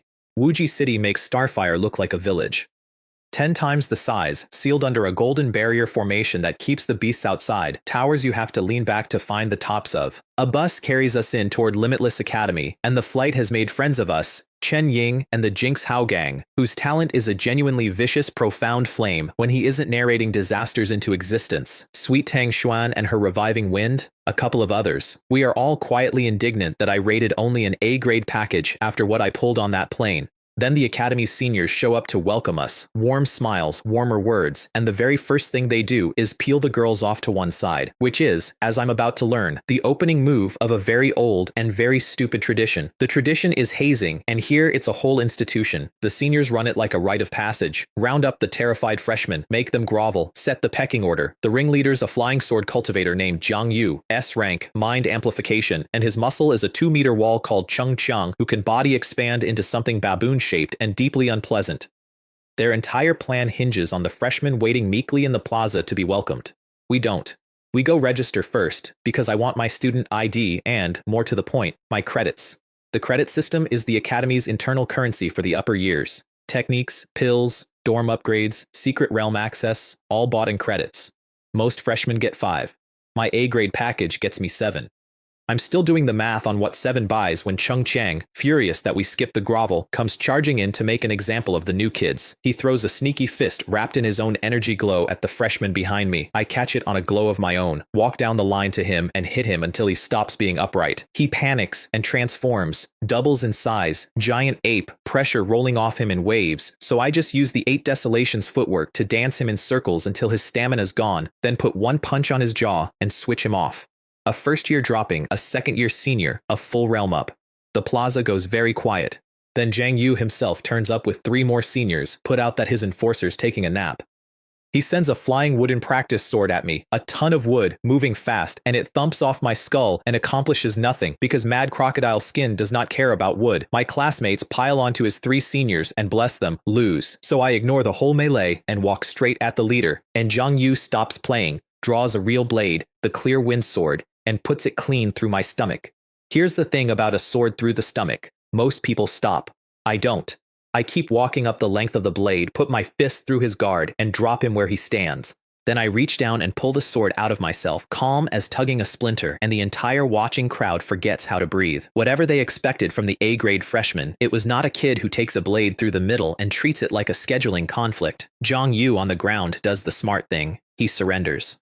Not because he can't keep swinging, but because he's just worked out that the freshman he came to haze belongs in the same sentence as names like Mei Xuan and Xu Jing and An Zhen, the real monsters at the top of this academy, and making an enemy of that on day 1 is how careers quietly end. I accept his surrender for a fair price. 20 credits, the clear wind sword as a keepsake, and one of his hemostatic pills for the hole in my middle. That's 25 credits and a free sword. Best first day of school I've ever had. Jiang Yu, to his credit, doesn't sulk. He frees the freshman he was about to torment, calls me a friend, and means it. Chung Chang takes it worse and quits the Brotherhood in a huff. And the clip of a first year pulling a sword out of his own stomach and winning crosses the campus network by dinner time, so before I've even unpacked, the whole school knows there's a new little monster in the freshman class. So much for keeping my head down. Turns out heads are hard to keep down when they refuse to come off when stabbed. That video reaches a room I'm not in, the academy leadership, the mentors who take personal disciples.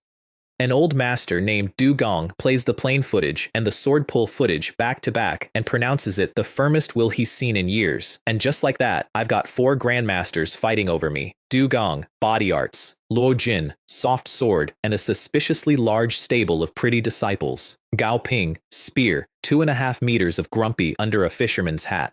And a bald one they call the blazing blade god. Liu Sen, They put me in dorm 308, a top-spec single with a chi-gathering array humming in the walls that makes cultivating 30% more efficient just by sleeping there. A cheerful instructor named Gu Ming shows me in, mentions he never landed a mentor himself, so he's living a little through me, and says intensive training starts at 8 sharp tomorrow. 8 sharp never happens, because all 4 mentors storm my dorm first thing to pitch me in person. Du Gang grabs my arm, Gao Ping attacks Zhao for grabbing my arm, Luo Jin fans out his pretty disciples like a menu.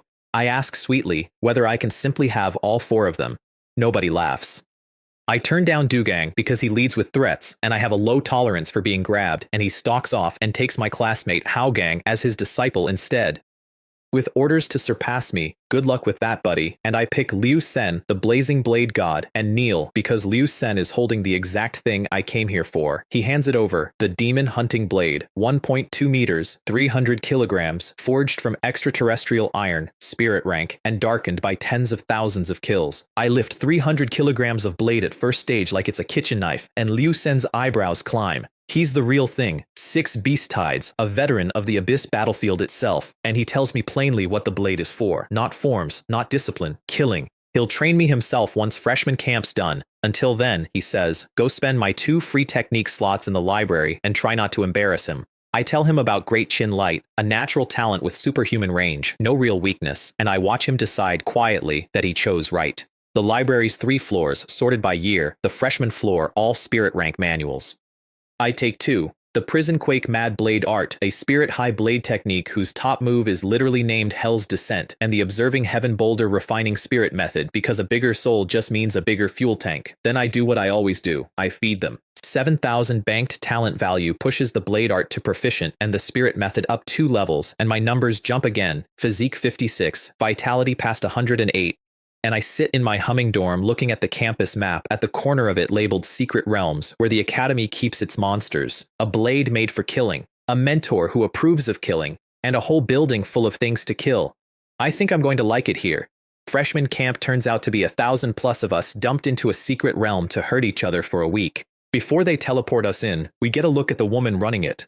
Vice Principal Lei Rongji, a small, kind-faced old lady who happens to hold one of the rarest talents alive. She can bring the dead back, which is precisely why the rules are what they are. It's a battle royale. No monsters this round. The monster is each other. A poison circle shrinks the arena over time. Gear and pills spawn as pickups. The last 10 standing win. And here's the part I love. If you die, she just revives you. Death is a respawn. First place takes 100 credits. 10th takes 10. Everyone in between picks from the pile. This year's class has 24 SS talents in it. And me. I land dead center, which is perfect, because the circle is going to close in around exactly where I'm standing. A speedster named Z-Wei blurs in with a cloak streaming behind him, and I take his head off in one clean cut. He blinks back to life at the edge of the arena a second later, completely fine, mildly annoyed. See, once you truly accept that death is a respawn here, the polite thing, the merciful thing, honestly, is to end fights fast. I'm not being cruel, I'm being efficient. Rank 1, first minute, and the whole shrinking circle herding the class straight to me. The next stretch is a conveyor belt. A rock-skinned bruiser charges, I fold him and step over him. A pair of Windblade twins try to pincer me. They respawn back-to-back at the rim looking personally betrayed.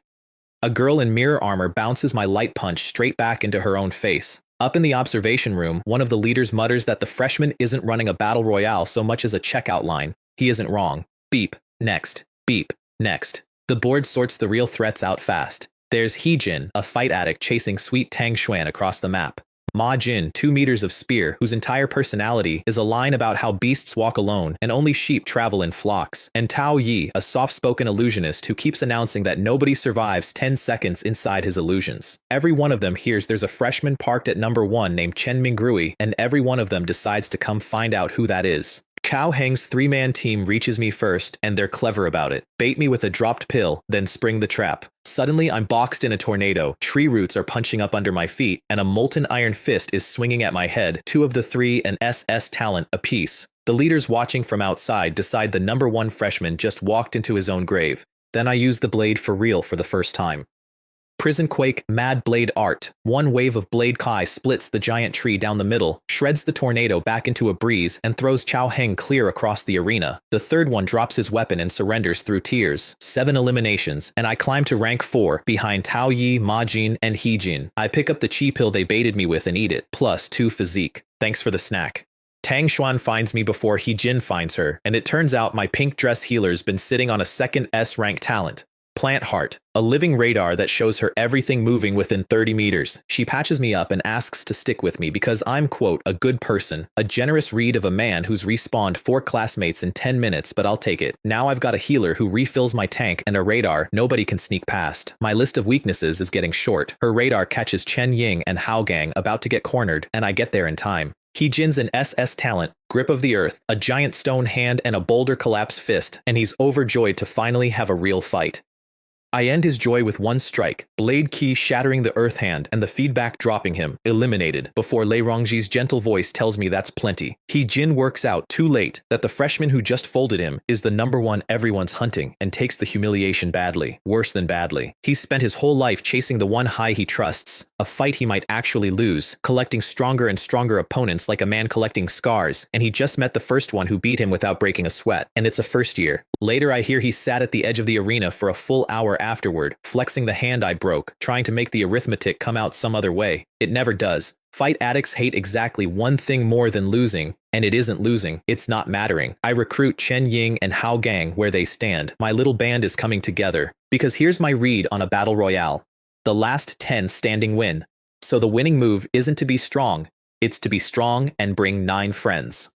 I recruit until I've got a 12-man crew out of the Xiangnan region, kit everyone in the best pickup gear, and quietly turn the endgame into a math problem the leaders can't touch. They're outside grinding their teeth. One kid is about to eat a 7th of the winning slots with a gang, but the rules are the rules, and you can't rewrite them mid-run. When the circle closes to its final ring, my 12 walk into the last 60 survivors, and I step out front and offer to fight all of them at once. Ma Jin takes me up on it first. He throws his best in SS spear technique, a phantom spear the size of a bus, and my blade Kai shatters it, opens a line across his chest, and puts him down. And out past the barrier, my new master Liu Sen makes a strangled sound because I mastered the prison quake blade art to proficient in a single night, and there's only one word for someone who does that. A born blade cultivator, a savant, the rarest martial talent there is. He has no idea it was a shopping transaction. Ma Jin, who has drilled the spear since he was 8, watches a blade outclass his entire life's work, and something in him quietly cracks.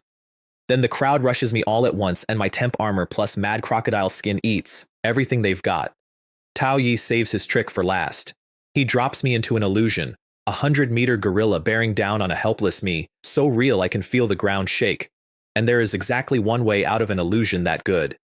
You have to reject the whole thing so completely your own mind refuses to hold it. So inside the illusion, I bring my own blade to my own throat because a man willing to do that to escape a lie can't be kept inside one, and the gorilla shatters like a dropped mirror. I come out the far side and take Tao Yi out of the fight before he can build another. After that it's cleanup, and I move through the last of the encirclers like weather, because going soft is how you get surrounded twice. The leaders are, frankly, rattled. Escaping a top illusionist by putting a blade to your own neck isn't a technique. It's a kind of will most grown martial artists never develop. When the dust settles, the final 10 are all mine, the whole Xiangnan crew, and the scoreboard reads like a prank. Chen Mingrui, 112 eliminations, first. Chen Ying, 16, second. Hao Gang, 11, third. Tang Xuan, 7, fourth. I clear 100 credits and a reputation I definitely can't walk back now. My master's beaming, my weaknesses are gone, and I still haven't touched the part of this school I actually came for, the secret realms and the monsters that pay in more than credits. The first thing my master does after I win is sit me down and tell me I'm doing it wrong, not the winning, the style. The 12-man gang annoyed the leaders, the cheerful respawning annoyed everyone else, and Liu Sen, who genuinely likes me, warns me I'm building a reputation as a kill-happy little cheat before I've even started classes. I promise to let people die more gracefully going forward. He sighs, the sigh of a man who's going to be doing a lot of that. Then, I carry my 100 credits home, eat a small pharmacy of chi and spirit pills in my humming dorm, and wake up at physique 62, spirit 50. Sleep is cultivation here. I have never been so productive unconscious. Then I finally reach the good part. The transfer building has 9 windows, 1 through 9, each opening onto a demon beast secret realm, each deadlier than the last.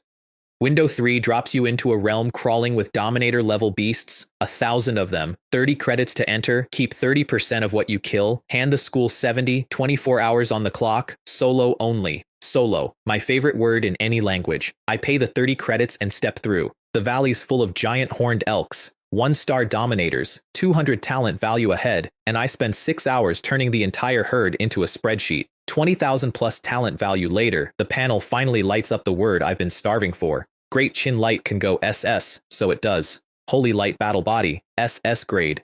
50 times human strength and speed, deeper command of light itself, and the part that changes everything. Standing in sunlight now quietly refills my energy, my vitality, my stamina, all of it, and heals me on top of that. 20,000 talent value, plus 20 physique and 20 spirit, and a brand new signature move called Shining Assault. A thrust that crosses the distance at nearly the speed of light and lands about 100 times as hard. I tested on a giant horned elk king, a mini-boss, and it stops being a king mid-charge. I have become a solar panel that kills things. That's about when I get chaperones.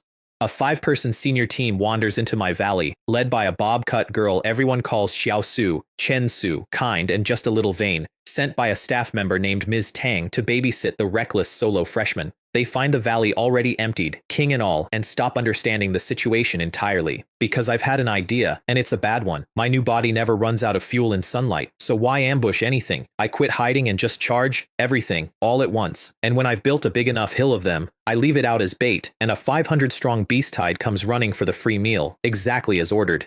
Chen's team sees a lone freshman standing on a heap of monsters as a tide rolls in, assumes they're about to watch a boy die, and Chen Su screams and fires a flare for help. She needn't have. I climb the pile, take the high ground, and mow the tide down in long golden sweeps of blade key, and my talent value rockets past 60,000. Even the Tyrant King Bear leading them goes down.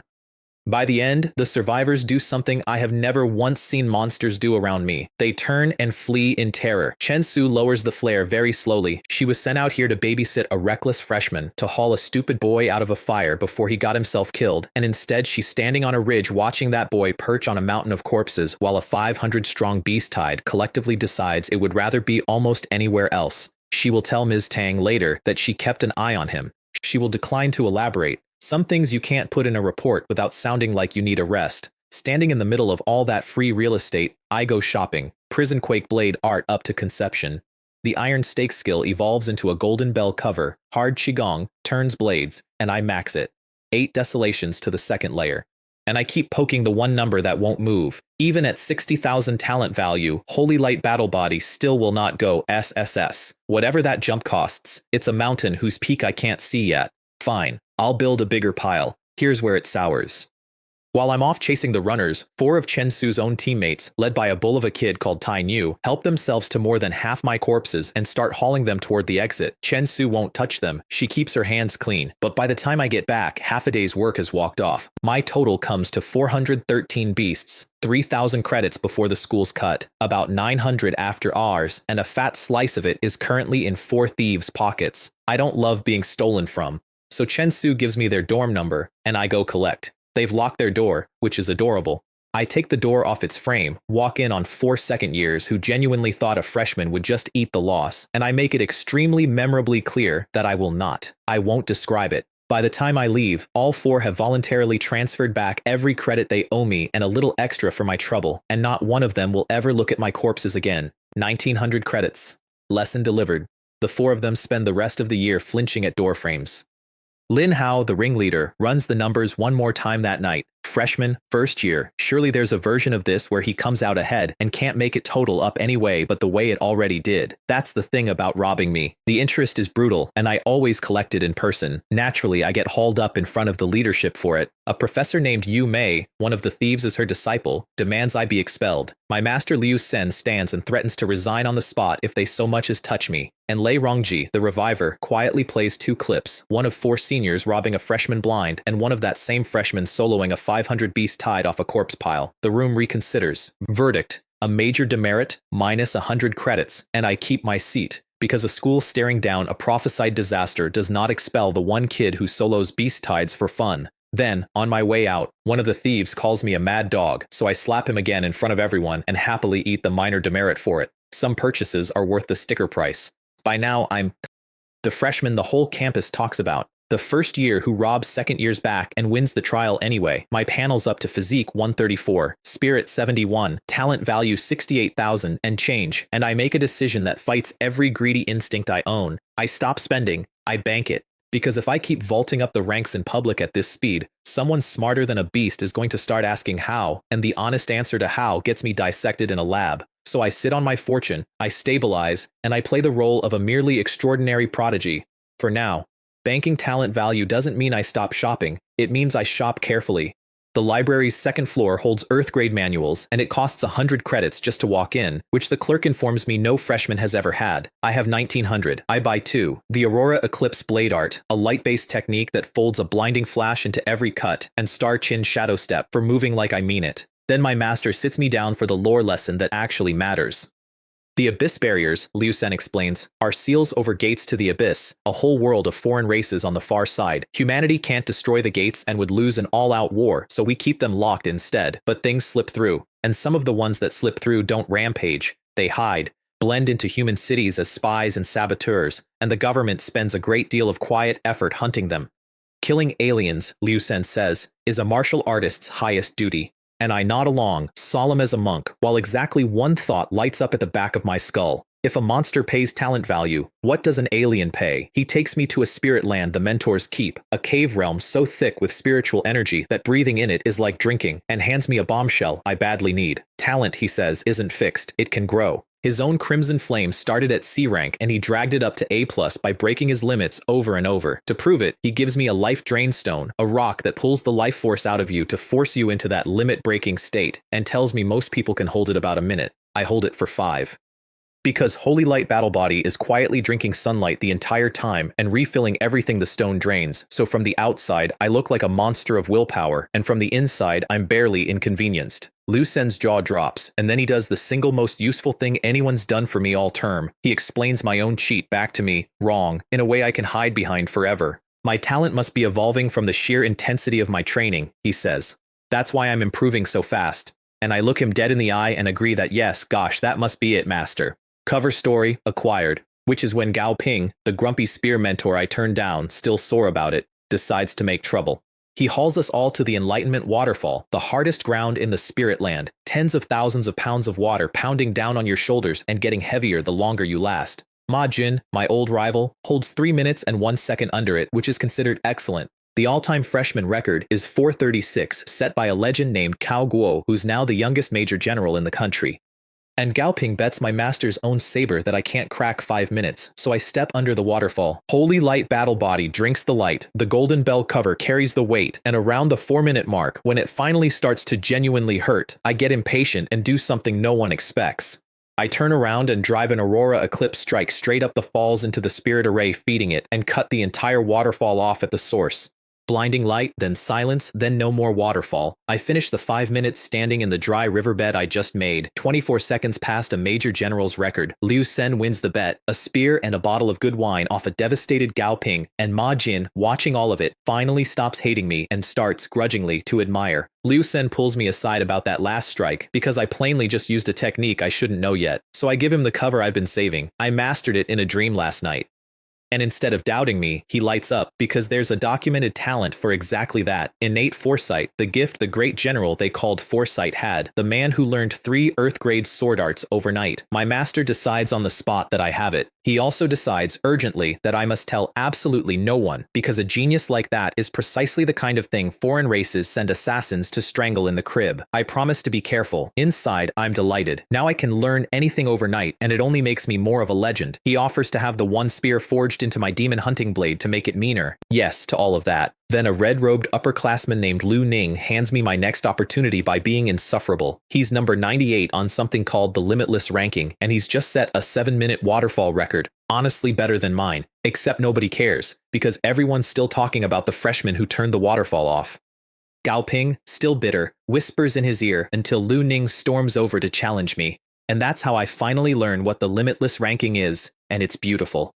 It's the Academy's power ladder, the top 100 students, and it pays a weekly salary in credits. More the higher you sit, more again every time you take someone's spot. You can't challenge more than 5 ranks above you, and you get exactly 1 refusal. My instructor Gu Ming lays all this out while I'm doing arithmetic with dollar signs in my eyes, because beating Lu Ning doesn't just win a fight, it takes his 98th rank and his paycheck. Lu Ning comes to the freshman dorm to call me a coward. I stroll out half asleep, observe that he's barking like a dog whose master forgot to feed him, confirm the rank rules out loud so there's no arguing later, and put one blinding aurora eclipse strike through his guard. He goes down. And just like that, I'm the third first year in the entire history of this academy to make the limitless ranking after Cao Guo and one ancient legend, and I did it in 4 days, which is a record even by their standards. Liu Sen confronts Gao Ping for arranging the whole thing. Talent, no virtue, he says. The exact phrase everyone keeps reaching for about the people who lose to me. Chen Su is amazed. The 4 thieves are now openly frightened and beg her to broker a peace. And up at the summit of the ranking, the real monsters take notice. Number 1, Mei Xuan, a halberd-swinging combat addict who immediately wants to fight me someday. Number 2, Xu Jing, a girl in blue who mentions, apparently just to needle number 3, that she likes my kind of masculine handsomeness. Number 3, An Zhen, white robes, a sword. Xu Jing bets the room I'll break the top 3 inside a year. I'm sitting at 98 with 150 credits and a 50 a week salary, staring up 97 rungs and thinking, only a year? Watch me. My master's next lesson isn't a lesson. It's an introduction. He takes me to the Demon Ceiling Tower, the building that pins one of the Abyss Barrier seals down, to meet an old friend, and the old friend turns out to be General Mu Chen, one of the 8 great generals, an SS talent whose gift is seeing the future. She's the reason the Academy knows a disaster is coming. She's the one who looked ahead and saw it. She checks the seal, pronounces it good for another century, and then she looks at me, and something in her face shifts. She reaches out and touches my forehead, and she goes white. She doesn't tell me what she sees. She just presses something into my hand. A spatial spirit stone. A one-use escape teleport worth over 100 million yuan. The kind of thing you give someone you're afraid for, and tells me to keep it on me always. What I don't hear, because Lu Sen makes very sure I don't, is what she tells him after. She saw me lying still in a spreading pool of red, beside a shadow-shrouded thing that wasn't human, and worse. She couldn't find my ceiling. She looked for the far edge of my strength, and there wasn't one. And I'm only the 3rd person in her whole life she's failed to read to the end. The first 2 became legends. My master listens to his student's death described to his face and decides, right there, that I will never know. He just tells me the stone is a gift. I thank her for it. I have no idea I'm holding a life preserver. I do notice she looks decades older than she should. Liu Sen tells me later that her gift eats her own lifespan. She looks 60, she's 42, the same age as him. They grew up together. I sit with that one. A woman spending her own years to buy the rest of us a warning. It's the first time this world's prices feel real to me, and I don't make a joke about it. Then my master starts sparring me himself. 10% of his strength, a wooden blade, land a single hit and I win, and I open our very first bout by attacking before he's set. Because he's the one who taught me, there are no fair fights on a battlefield. He blocks it with his eyes shut. I go from instant loss to holding 2 minutes fast enough that he quietly stops holding back quite so much. Chen Su swings by my dorm to deliver the 4 thieves' formal apology and 80 credits of compensation, which the freshman rumor mill instantly decides means we're dating. I take the credits and the peace. Grudge closed. 530 credits now, and a lengthening list of people who've learned it's cheaper to pay me than to cross me. Then I go back to the 3rd realm to finish what I started, because I'm 200 beasts and one very big number away from the thing I've been chasing all semester.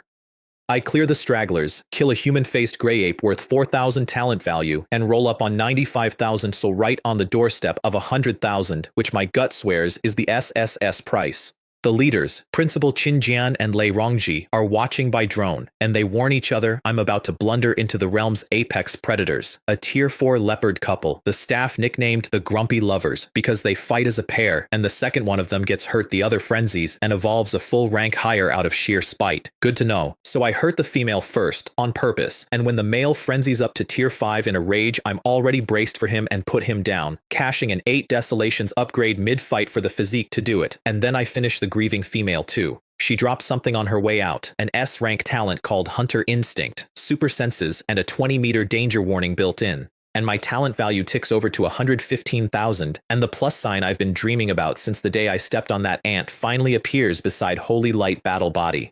I press it. Holy Light Battle Body becomes Light God Descent, SSS grade, 100 times human strength and speed, total command of light. I can fold it into blades, compress it into bombs, wear it as armor. My first SSS talent. They say those turn up about once in 10 million people. I've now got one and a shop that sells more, and when it lands, something opens inside my own head. My sea of consciousness expands, and in the middle of it, a structure appears that was never there before. A talent divine palace, something none of my master's manuals ever so much as mentioned, with 4 keyholes set into its door. One of them is lit, glowing with my new SSS talent. The other 3 are dark. The message isn't subtle. Bring 4 SSS talents. Open the door, claim whatever great fortune is waiting on the far side. I have one. I need 3 more. I file it under the growing heading of impossible things I'm apparently going to do anyway. Right below, reach the top of the world. Meanwhile, my future's being haggled over without me. An army man comes to see Liu Sen, old Zheng, a one-armed commander of the Black Wolf Army who left the missing arm on a battlefield called Yunguang, and he wants to conscript me, says I've got the raw material of a grand marshal. Liu Sen fights it hard. He's already buried 3 disciples, and he's carrying a prophecy about a 4th. They settle on a number. I go to the army, but only once I climb into the top 10 of the limitless ranking, which means the top 10 just became my next shopping trip. The academy has training rooms rated by how much destruction they can eat, and in the level 9 room, rated for 10 million joules, I test my new light burst. It reads 1,324,000 joules, 3rd on the school's all-time burst ranking, out of a first year sitting at 98th place. The instructor nearly faints. The campus hands me a new nickname, the Demon Beast Butcher, which I decide I can live with. Lei Rongji, watching the footage, runs the numbers on a freshman like me and lands on the correct conclusion. This boy's talent is being lifted by some kind of great fortune. And then she does something wonderful. She deletes all my training videos and orders that nobody investigate me, on the grounds that as long as I'm on humanity's side, I'm worth protecting. I have a guardian angel, and she runs the school. Then a narcissist ranked 93 named Ding Bo mistakes me for a fan, grandly accepts my challenge for his rank, pulls up my burst record mid-swagger, feels the pressure coming off me, and simply flees the arena, forfeiting, mumbling something about needing to go feed his cat. I take rank 93 by walkover. I text my mom that school is going great. A culture lecture fills in the map of the world I fell into. The Kanglin realm, 113 nations, 6 great powers, the Dragon Nation chief among them, and the Abyssal Demons as humanity's number 1 enemy. With a twist, the professor drops almost as an afterthought that a handful of foreign races are actually human allies. I file that one carefully. A bladesmith professor named Xue, who holds the strongest defensive talent in the school, alloy limbs, melts my 1 spear into the demon-hunting blade, and to test me, he invites me to hit him. My Aurora Eclipse throws him across the room without leaving a mark on his alloy body, and he cheerfully agrees to make my blade meaner still. And my master, who's now quietly learned from Lei Rongji exactly how monstrous I really am, makes a decision that tells me everything about him. Instead of hiding me, he decides to let me be as loud as I want. If trouble comes for the genius, he says, the master will stand in front of it. He asks only 2 things. Don't leave the academy without telling him, and buy some real defensive gear because the wolves outside can smell a prodigy from a long way off. I buy the gear. I don't yet appreciate how right he is. The gear turns out to matter sooner than I'd like. The secret realms all go dark for maintenance, which is to say the staff are quietly culling and restocking them, so with no monsters to farm, I turn to the other income stream, the limitless ranking. First, I buy a spiritual light battlesuit high spirit rank that eats 90% of any hit under 10,000 joules and plays nicely with my light. Now, I'm a solar-powered tank in armor. Then I go climbing, and I invent a hustle to do it. I can't challenge more than 5 ranks up at a time, and nobody wants to fight the scary freshman, so I dangle bait. I put my whole pile of credits up as the prize. Beat me, take all of it. Suddenly everyone wants a turn. I take Zhou Quan at 88, a Wolverine-clawed brawler whose claws can't find a seam in my rhino skin. But here's the clever part. I don't crush him. I make it look close, drag it out a full 2 minutes, then blind him with Aurora Eclipse and win by a hair. Because if I one-shot everyone, the ranking dries up and nobody bets. So I sandbag. I make every fight look survivable, so the next mark up the ladder convinces himself he's got a real shot at my money. Qin Jing, ranked 63, 25 spots up, takes the bait despite how bad it looks to punch down, and I let him believe he's winning right until I feign a fatal opening, and the second he commits, a light blade ends it. Rank 63. Zhou Quan, watching, works out I've been sandbagging the whole time and keeps his mouth shut because he'd like to keep his teeth. That's when the school goddess enters the story. Her name is Bai Ling. She's ranked 43rd, and she runs the most watched live stream on campus. She hosts, she interviews, she has a genuine following. And a boy climbing the ranks by wagering his fortune and sandbagging his fights is exactly the content she wants, so she starts broadcasting me. I raised the wager to 2,000 credits, 2 million yuan, to keep the marks coming, and now half the school is watching a freshman dare the entire ranking to come and take his money. The one who takes it is Han Yu, ranked 35, awakening 6th stage, and here's the part that matters. He's sweet on Bai Ling and wants to shine on her stream, so he challenges me to impress a girl. Usually a fatal mistake, except Han Yu turns out to be the first person in a long while to actually make me work. His wind talent throws up a tornado I can't punch through, and then he opens his ultimate, myriad gales, and it is genuinely, honestly too much. My light shields shatter. My armor screams. For a few seconds out there on Bai Ling's live feed, I'm losing, in front of the whole school, for real. So I lie. I let a gust catch me clean, sell it, and drop like the gales finish the job. The crowd gasps, Bai Ling's commentary snags in her throat. And Han Yu, believing it, steps in to confirm the win, which is exactly when I come up under him with a light god descent punch, 100 times human strength, and stave in his chest, and while he's still working out that I'm alive, I point past his shoulder and say, "What's that?" And when he looks, I put a light burst orb where his composure used to be. He goes down. I take rank 35, and I take it having genuinely almost lost, which is a feeling I've missed more than I expected. Bai Ling is staring into her own camera. So is most of the school. Tang Xuan patches up the real damage. I took a half-meter gash of my own in that one, the first honest wound in ages, and Bai Ling wants an interview, which I decline because mystery is good for the brand. Rank 35, 3,000 plus credits banked in a single day, and everything is going beautifully, which is precisely when it stops. In a dark room somewhere in this city, a thing that isn't human, a foreign race that's been hiding among us for 3 years, that goes by the name Mo Ying, watches my stream, watches a freshman put up numbers no freshman has any business posting, and decides I'm the most dangerous human talent it has ever seen. And it gives a quiet order to a subordinate I can't see, kill Chen Minggrui. I don't hear it. I'm busy being famous. With the realm still shut for maintenance, I get creative about my talent value. The campus pet pavilion sells a bug called the 9 lives insect, 1 credit each, harmless, worth 10 talent value ahead when it dies. So I buy 1,000 of them and crush them in my dorm like a man working through a very long sheet of bubble wrap. 10,000 talent value for 1,000 credits. The exchange rate is criminal, but the realms are closed and I'm impatient. I pour it into the 8 desolations, the 4th layer now, and the refining spirit method, and my physique rolls past 300. My whole body has gone quietly monstrous under the surface of an ordinary-looking freshman. Professor Zhu finishes with my blade and hands it back a full-grade meaner, a special-grade spirit weapon now, 500 kilograms, and mentions offhand that if it ever reaches Earth grade, it might grow a soul of its own and start talking back. Something to look forward to. And my sparring with Lu Sen crosses a line. I hold 3 minutes against him now, long enough that he quietly trades his wooden blade for a real one and starts genuinely struggling to keep pace with his own disciple. Around campus, I notice the guard on the demon ceiling tower has quietly doubled. The thing behind the seal is getting restless. Everyone can feel the disaster leaning closer. Everyone but me, apparently, is losing sleep over it. The disaster doesn't announce itself. It sits down next to me in class. A new student, mushroom haircut, forgettable face, the kind of kid you'd never look at twice. That's the entire point of him. He gets me alone, says the oldest line in the book, "Hey, look behind you," and puts a blade into my back while I'm turning. Light armor and the battlesuit stop it cold, and then he vanishes, not runs.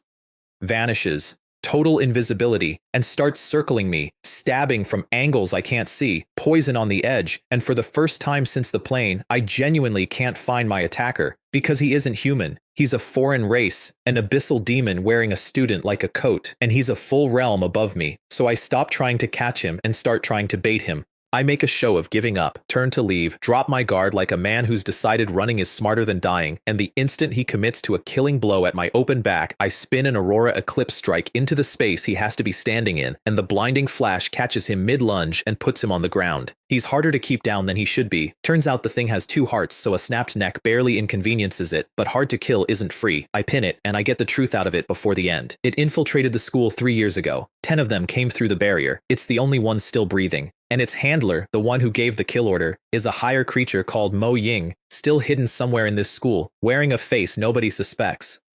It dies without giving me that face. Then I finish it, and the panel lights up like a jackpot. Plus 30,000 talent value from a single kill, plus an S-rank talent called Demon Clan's Potential, their invisibility, now mine. I sit there beside a dead alien with a number in my eye bigger than a whole beast hide pays, and I finally have the answer to the question I asked my master weeks ago. What does an alien pay? Everything. Aliens pay everything. The leaders come running. The corpse turns out to be a 6th-level abyssal demon, an actual realm above me, and the room goes quiet doing the math on a freshman who killed something stronger than himself and interrogated it on the way down. I hand over what it told me. There's a Mo Ying in this school, high-ranking, hidden, hunting me specifically. They open a quiet investigation, seal the incident so the campus doesn't panic, and pay me 2,000 credits for the alien's head. And somewhere in that meeting, a new idea gets floated that I'm not meant to overhear, that maybe this freshman deserves one of the Academy's slots at the World Martial Arts Conference over the heads of students who've waited years for one. I tuck the phrase away. I've got a hidden alien to worry about first. My master's response to a demon tried to assassinate you is to lock me somewhere safe and make me stronger. He confines me to the mentor's spirit land, and I put the alien's 30,000 to work. Magic Rhinoceros body evolves into the Azure Mystic Dragon body, SS grade. Defense on par with a special grade spirit tool, scale armor, and a shockwave I can throw straight off my skin. I spend months in there cultivating while the school turns itself inside out, hunting Mo Ying, deep screenings, lie detectors, the works, and finds absolutely nothing. Whatever it's wearing, it fits perfectly. I come out at Awakening 6th stage, monstrously stronger, and not one bit safer, because the thing that wants me dead is still out there, possibly grading my homework. While I was sealed away, the wolves got bold. Han Yu, the wind boy I beat on stream, read my absence as permission to shake down my freshman 6 separate times. So the first thing I do out of seclusion is walk up the ranking and challenge him. One shot. I open his chest and lay him out in front of his own master, Professor Yu Mei, the same woman who once demanded I be expelled for playing too rough, and I hand her back her own favorite line about how the strong are entitled to humiliate the weak, and I collect the 1,200 credits for my freshman while she watches. She does not enjoy the lesson. I do enough enjoying for both of us. The forum melts down. A student beat another student in front of a teacher, and Yu Mei screams for my expulsion again, and Principal Qin Jian shuts her down again because the rules are for the weak and I am by now load-bearing, so I decide to fix the bullying problem at scale. I draw up a list, 30 names, every senior who's ever preyed on a freshman, and I start working down it. The 30 do something I don't expect. They unionize. They form an actual club, the Anti-Bullying Club, led by a student ranked 21st named Ding Xuan, and they rent a private spirit land for a month, wall themselves inside it, and plan to trap me on their own terms. Bai Ling naturally live streams the entire standoff to the whole school. The bullies jeer at me through the barrier. I can't get in without a key token, they say, so run along home. I don't have a key, so I make one out of physics. I stand outside their wall and spend 15 minutes compressing a light burst orb 5 meters across, and when it's ripe, I let it go, and the barrier, rated to alloy wall strength, comes apart like wet paper. Then I walk into a spirit land holding 31 people who abruptly wish they'd taken up a different hobby. My Aurora Eclipse has an area strike now. The first sweep drops 16 of them at once. I hit and move through the rest, and when Ding Xuan body expands into a 10-meter giant with an axe, I meet him with Light God Descent and fold the giant back down to human size. Then I bill them. Every credit, all 30. Off in his hidden corner, Mo Ying watches the stream and crushes his own phone in his fist, and I don't know it yet, but I've just made the thing hunting me very, very angry. What I do know is that when it's over, I split the winnings with my freshman and hand 200 credits to Bai Ling for the coverage, and Bai Ling, who has now watched me almost lose and then absolutely not lose more times than anyone alive, looks at me differently than she used to. She's caught feelings on her own live stream, and when she works up the nerve to hint at it, I give her the truth. I like a girl who's stronger than me. It isn't a brush off. It lands on her like a dare. She corners me after, off camera for once, and asks it straight. Why turn her down when half the school would trade a limb to be looked at the way I don't look at anyone? So I give her the longer version. The people I love, I tell her, spent 10 years working themselves hollow so that one day I could stand in a doorway and hand my mother a piece of paper that made all of it worth it. I've done my share of protecting people, I say. I'm not looking for someone else to stand in front of. I'm looking for someone who'll still be on her feet beside me when the protecting's finally over, which means she has to be able to stay on her feet. Bai Ling doesn't answer that. She just goes quiet and shuts the stream off for a week. And the next time I see her, there are calluses on her hands and a new number by her name on the board, and she informs me, chin up, that she has no intention of being a girl anybody keeps behind a wall. And I decide right there that I could like this one for real. Later. When the world isn't actively ending, there's always a later. I keep telling myself that. Rank 21, a love interest with a training montage ahead of her. And an alien somewhere on this campus, breaking phones, moving my name to the top of its list. Final exams are coming, and the leaders have quietly decided to throw me in with the third years, so I need every scrap of talent value I can get. I go to the 9th secret realm, the deepest, deadliest one the school has, Tens of thousands of Dominator-level beasts and Lord-level leaders roaming it. And the students at the entrance actually step aside and wave me to the front of the line because word has gotten around and nobody wants to stand between me and a monster. Inside, I do what I do. I save a kid named Long Zhen from a pack of night demon wolves whose black flames slide right off my scale armor, then run down and kill their black flame wolf king, a 6th order boss worth 20,000 talent value all by itself. A shoal of metal-eating piranha things comes at me in a river, and I absorb the whole swarm on my tremor shield and fire it back out as shrapnel.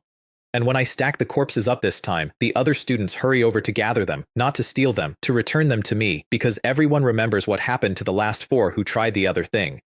Reputation compounds like interest. Then I see a pillar of fire in the distance, and it turns out to be a person, Wei Chen, ranked 9th on the Limitless ranking, an SS, blazing fire saint body, a full sergeant, wiping out a medium beast tied by himself with a team at his back.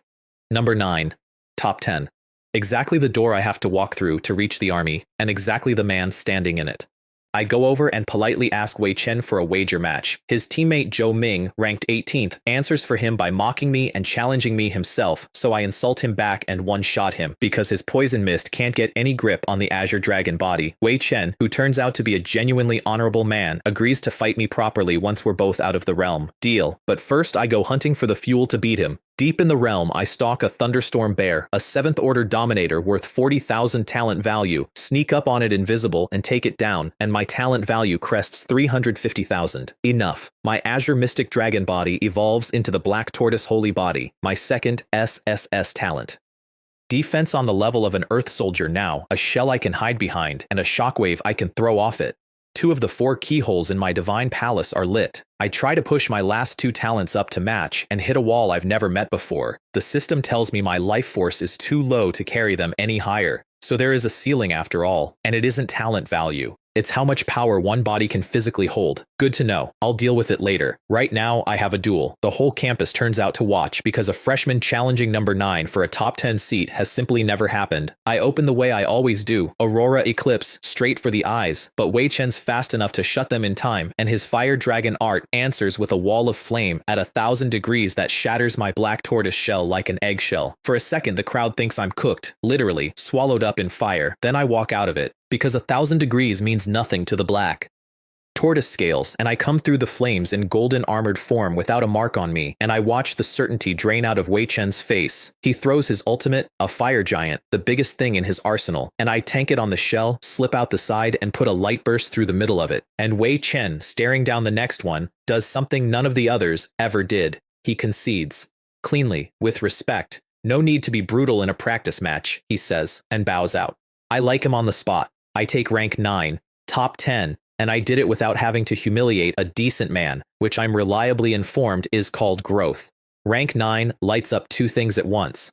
The whole school starts buzzing that the World Martial Arts Tournament is coming. The Royal 3 families are the Academy's champions this year, but next year, everyone says, next year it'll be me. And somewhere across the country, a one-armed old soldier hears that Chen Mingrui just cracked the top 10 and starts packing a bag. His name is Zheng Hong. Old Zheng, the same one-armed commander who tried to conscript me months back, a regiment commander of the Black Wolf Army who left his arm on the Yunguang battlefield. I hit the top 10, that was the deal. He's come to collect. My freshmen throw a barbecue, I push my numbers to awakening 8th stage, and then I meet the man who's going to march me off to a war. He calls me his martial nephew, presses a white bone pill into my hand, an earth-grade pill that can regrow a severed limb, the kind of thing you save for the day everything's already gone wrong, and lays the offer out plainly. The Black Wolf Army, the Yunguang battlefield, where humans have held the line against 3 alien races for 20 years. And though he doesn't put it in these words, the single richest hunting ground for talent value in the entire world, because out there, the things I kill won't be beasts. I say yes, 1 month after finals. My master's jaw tightens when I say it, and I don't understand why. He's the only one in the room who's heard how this story might end. 2 more things happen before I go. I finally beat Lu Sen in a spar, knock his blade loose, land a clean gut punch, and it comes out that he'd secretly been fighting at full extraordinary realm strength for a while now just to keep up, which means his freshman disciple just outfought a man 3 realms above him. He laughs like he's been waiting years to lose that particular fight. And then finals arrive, and Principal Qin Jian drops me straight into the 3rd-year exam hall because putting me with freshmen would be a joke. It's a battle royale again, and the 3rd years take 1 look at me and run. Even 2-on-1, they run, so I chase. 13 eliminations in half an hour. When 50 of them finally band together and hurl a wave of raw ki at me, my light burst shatters it, and the backlash drops half of them, and light god descent mops up the rest. 43 eliminations. First place in the third year hall, as a first year. My little crew takes top marks in their own group. Liu Sen says a lion doesn't lose sleep over hyenas, and for once, I don't even argue. Zheng Hong gets recalled to the front before he can collect me, which buys me a gift I didn't know I wanted. One last trip home before the war. My master and Du Gang escort me personally, an extraordinary realm bodyguard detail for a visit to see my mom, because Mo Ying is still out there and nobody's forgotten it. I don't mind. I've got a house full of people I bought that house for, and I haven't seen them since the airport. It's supposed to be a quiet visit. It is not going to be a quiet visit. I walk into my own family's apartment and find 4 strangers sitting in it. My mother's face gone white, and a scar-faced man with his boots up on my coffee table patiently explaining to her how interest works. Loan sharks. A company called Libo. It takes me about 4 seconds to get the whole story. My mom's brother, my gambling uncle Chen Chen, ran up a 3 million yuan debt and then pointed these people straight at his own sister, and my mom, who has bailed this man out 4 separate times because that is exactly the kind of person she is, has been quietly drowning in it while I was off at school turning into a monster. The scar-faced one, Ma Dao, is mid-threat when he clocks me and tells me to get lost, kid. I take his wrist. Gently, by my standards, I only break the one, and I put all 4 of them, plus my dear uncle, out the door and down the stairs. Then I make a phone call, because I've learned something this year the old me never grasped. Raw strength is only half of it. The other half is what strength lets you reach for. I call the city lord of Starfire, Zhao Ping, who once bet a bottle of wine on me, and I say the word Libo. By morning, the entire company is gone. 136 arrests overnight. That's the deeper lesson of this world, the one that finally lands. Power isn't the punch. Power is that when you make a call, 136 problems vanish before breakfast. We have a warm dinner that night, the 4 of us, in the house I bought, and for a few hours nobody in my family is being hunted by anything. It doesn't last, because my little sister is watching TV. Xiao Zhao's got the hunting squad broadcast on Shatida Starfire's demon hunters, led by a captain named Zhao Min, and they're reporting something that makes me set my chopsticks down. 3 beast tides have hit the wilderness outside the city in a row, which does not happen by accident. Something out there is smart and strong and deliberately hurting the monsters at the wall. At my city, where my family sleeps, I bought them a home with an elevator and a barrier over the skyline, and none of it means a thing if something with a brain decides to push a tide through it. So I make another call, spend another favor from Zhao Ping to get past the checkpoint, and I head out into the wilderness to find whatever's doing this and have a word with it. Zhao Min, the squad captain, greets me with a scolding. Some famous academy kid has wandered into an active war zone. Wonderful. Now she has to babysit. Right up until a fire-patterned lynx, a commander-tier mini-boss, bursts out of cover to ambush the group, and I take it apart in a single slash before it lands. Plus, 16,000 talent value, and a squad of seasoned hunters staring at me like I've grown a second head. I use the moment to upgrade Hunter Instinct into Extraordinary Perception, SS grade now, 50 meters of danger sense, 100 meters of knowing exactly where every living thing is standing. Nothing sneaks up on me anymore. Nothing. Which is how I find the thing at the center of it. Past a 500-strong tide, driving it like a shepherd out of a nightmare, there's a werewolf, a night wolf, an 8th-order dominator, and it hates humans with a specific personal heat, because somewhere back in its story, humans killed its parents. I feel a flicker of something for it. Then I remember it's pointing 500 monsters at my little sister's bedroom window, and the flicker goes out. I turn invisible, walk into the middle of its tide, and take it apart from the inside. 100 of them gone before the werewolf even understands the tide has a hole in it. And then I run the werewolf down and end the threat to my city, plus 60,000 talent value. It never lands a hit that matters. I sell the tide's corpses to Zhao Min's grateful squad for a clean million, and the werewolf's body to a research director named Chen for 5, because a smart dominator is worth studying, and I'd rather the money live in my account than rot in a field. By the time I get home, I'm a live TV hero in my own hometown, the local boy who saved Starfire, and my balance is sitting around 6.5 million yuan. My mom is so proud she can't finish a sentence. My dad has finally, actually, stopped picking up doubles, and that's the version of me Zheng Hong comes to collect, not the mosquito droppings kid from the Awakening platform. A top 10 academy monster with 2 SSS talents, a hometown chanting his name, and a family he's about to leave behind to go fight a war on the far side of the world. The month is up, it's time to go to the battlefield. The Yunguang battlefield isn't a place you drive to. It's a super secret realm, a whole war zone folded into its own pocket of the world. 2 gates and 21 barrier channels feeding it, 16 of them actively trying to kill everyone nearby. Jung Hong walks me in through the front, reassures my mom over the phone one last time that her boy will be fine, a lie we both agree to let stand, and just like that, I'm a private in the Black Wolf Army, at the very bottom of a brand new ladder. This one runs on merit points. You kill an alien, you take its identity medal, you turn it in. 100 merit makes you a private first class, 500, a sergeant. 10,000 makes you a lieutenant, a company commander, which as far as I'm concerned is just a longer word for, the army lets you keep more of your own kills. Jung Hong hands me a going-away present, the Black Flood Dragon Bow, high spirit rank, a 1-kilometer range, and a 1,000-kilo draw, and a quiver to match. And the second I take it, my panel does something it has never done. A whole new section unfolds, labeled skills, 2 lines in it. Archery, blademanship, things I can level with talent value like everything else I own. I dump 50,000 into archery on the spot and jump to level 1, and all at once anything inside 100 meters is a dead center hit the instant I loose. I've been a fortress and a blade, now I'm a sniper too. They assign me to the Night Wolf Squad, and the Night Wolf Squad does not want me. There are 4 of them, and they've just lost a 5th, a teammate called A Zhen, so a fresh-faced academy kid turning up to fill a dead man's slot lands exactly as well as you'd think. There's the captain, Dong Liang, cold and sharp, the one they call Night Wolf. His second, a big cheerful slab nicknamed Melon, Wang Ji. A scout, He Yong, who goes by Swift Blade, and a demolitions man the size of a shed named Lu Shan, just bolder. To prove I'm not a liability, I spar He Yong and end it fast enough that the temperature in the tent shifts. They make me the squad sniper, the safest job, tucked at the back, and hand me a code name to go with it. Falcon Hunter. I decide I like it. First mission's a recon and clear, a Silver Moon clan patrol near number 3 stronghold, which sits on a mine the army needs. We move out, and about 70 meters from the first alien, my extraordinary perception lights him up like a flare, and I put an arrow through him before anyone else has even seen him. We take one alive, and the interrogation is where the mission changes shape. There aren't 20 aliens out here. There are 20 out here and a 120-strong company massing at a place called Wind Valley, led by an officer named Huo Zhan, and their entire job is to wipe number 3 stronghold off the map. I get the intel, then I collect the captive's medal because a live prisoner is worth 0 talent value and a dead one is worth 12,000. Nobody on the squad says a word. They're starting to understand what got assigned to them.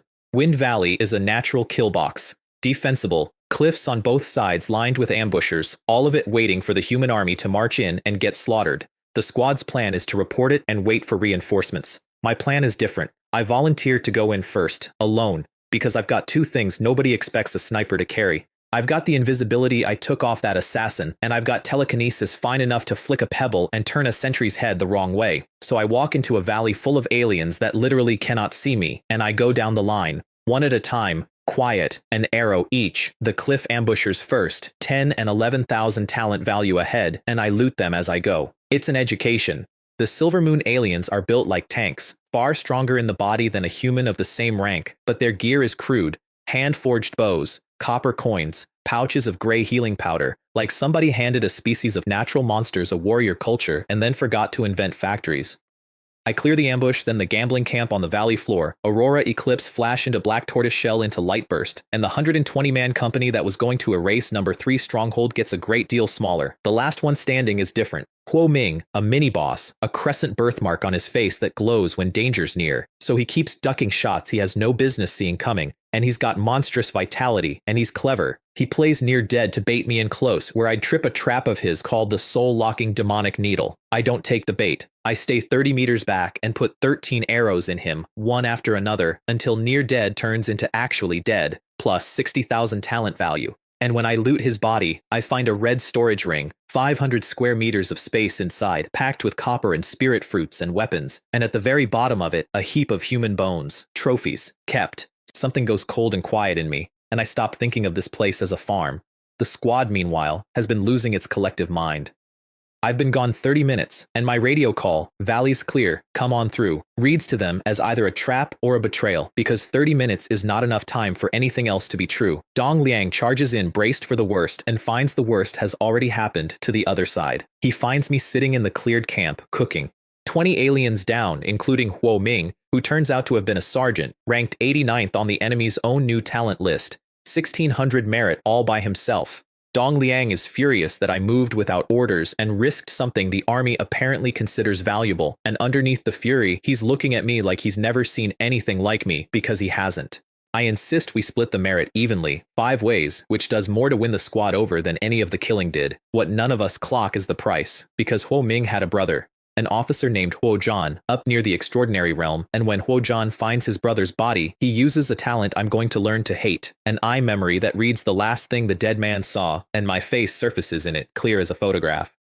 Ho Chan goes very still. Then he turns his whole company toward number 3 stronghold, because he's no longer marching to take a mine. He's marching to find the sniper who killed his brother. The squad radios a warning up to our lieutenant, a scarred veteran named Zheng Jai, and the whole front starts bracing for what's coming. I just made my first real enemy on this battlefield. He's going to be the last thing standing between me and the end of this story. Zheng Jai doesn't wait to learn how bad it's going to be. He gets on the radio to Zheng Hong, and Zheng, the instant he hears my name attached to number 3 stronghold, turns the whole Black Wolf Corps around and starts running for us. But a corps takes time, and Huo Zhan is close, so I do the one useful thing left before the horns. I push archery to level 2, 100,000 talent value, and stretch my dead-eye range out to 150 meters. Then the horns start. Here is where I stop making jokes for a while. The Silver Moon clan comes out of the dark, like the dark grew teeth, werewolf-shaped, and the moon is up, and moonlight makes them stronger, so they hit the stronghold walls at a strength no drill prepared anyone. 4. And at the head of them is Huo Zhan, and Huo Zhan has a talent that erases my entire role in this fight. A shield of black aura that swallows ranged fire whole. My arrows go into it and don't come out, which means the walls can't hold him at distance, which means the humans have to meet the Silver Moon clan hand to hand, in the dark, outnumbered, and then people start dying. Real people, not respawns, not eliminations that wink out and reappear at the rim of an arena. The men and women I shared rations with an hour ago, going down in the dark and staying down. Zheng Jai throws himself at Huo Zhan to buy the wall a few seconds, and I watch him open the officer up again and again and watch the wounds seal again and again because Huo Zhan heals faster than a lieutenant can cut. I watch the line bend. I watch a soldier whose name I never learned fall 3 feet from me. Something in me changes, and it does not change back. For a year, this has been a game with a fantastic exchange rate. Kill, bank, upgrade, crack a joke about the shop. It is not a game out here. These are people, and the things killing them are the things that kept human bones for souvenirs, and the flippant kid who stepped on an ant in an alley goes quiet and cold and folds himself away. I stop farming, I start hunting. Every arrow after that is loosed with hatred behind it, and the soldiers on that wall stop seeing a sniper and start seeing the thing they'll later call the divine archer, because wherever the line is about to break, an arrow is already in the air. The Silver Moon officers notice what I'm doing and come to end it. 2 brothers, Chen Li and Chen Bing, both near the extraordinary realm, and Chen Li leads a dozen warriors straight at the wall to breach it and reach the archer. His black energy shield eats even my best arrows, the fine iron cold ones, so I stop shooting him and start shooting everyone around him, peeling his escort away one by one. It isn't enough. Chen Li smashes through the wall, batters Dong Liang down, and gets a hand on Melon, on Wang Ji, and I'm between them before I've decided to be. And now Chen Li is looking at me, the archer, up close, and every voice on that wall is screaming at me to run. I don't run. I ask the only question that makes any sense to me. Why would I run? Because they've all misread me the same way Huo Zhan did. They think the falcon hunter kills from a distance because he can't do it up close. So I show Chen Li what up close looks like.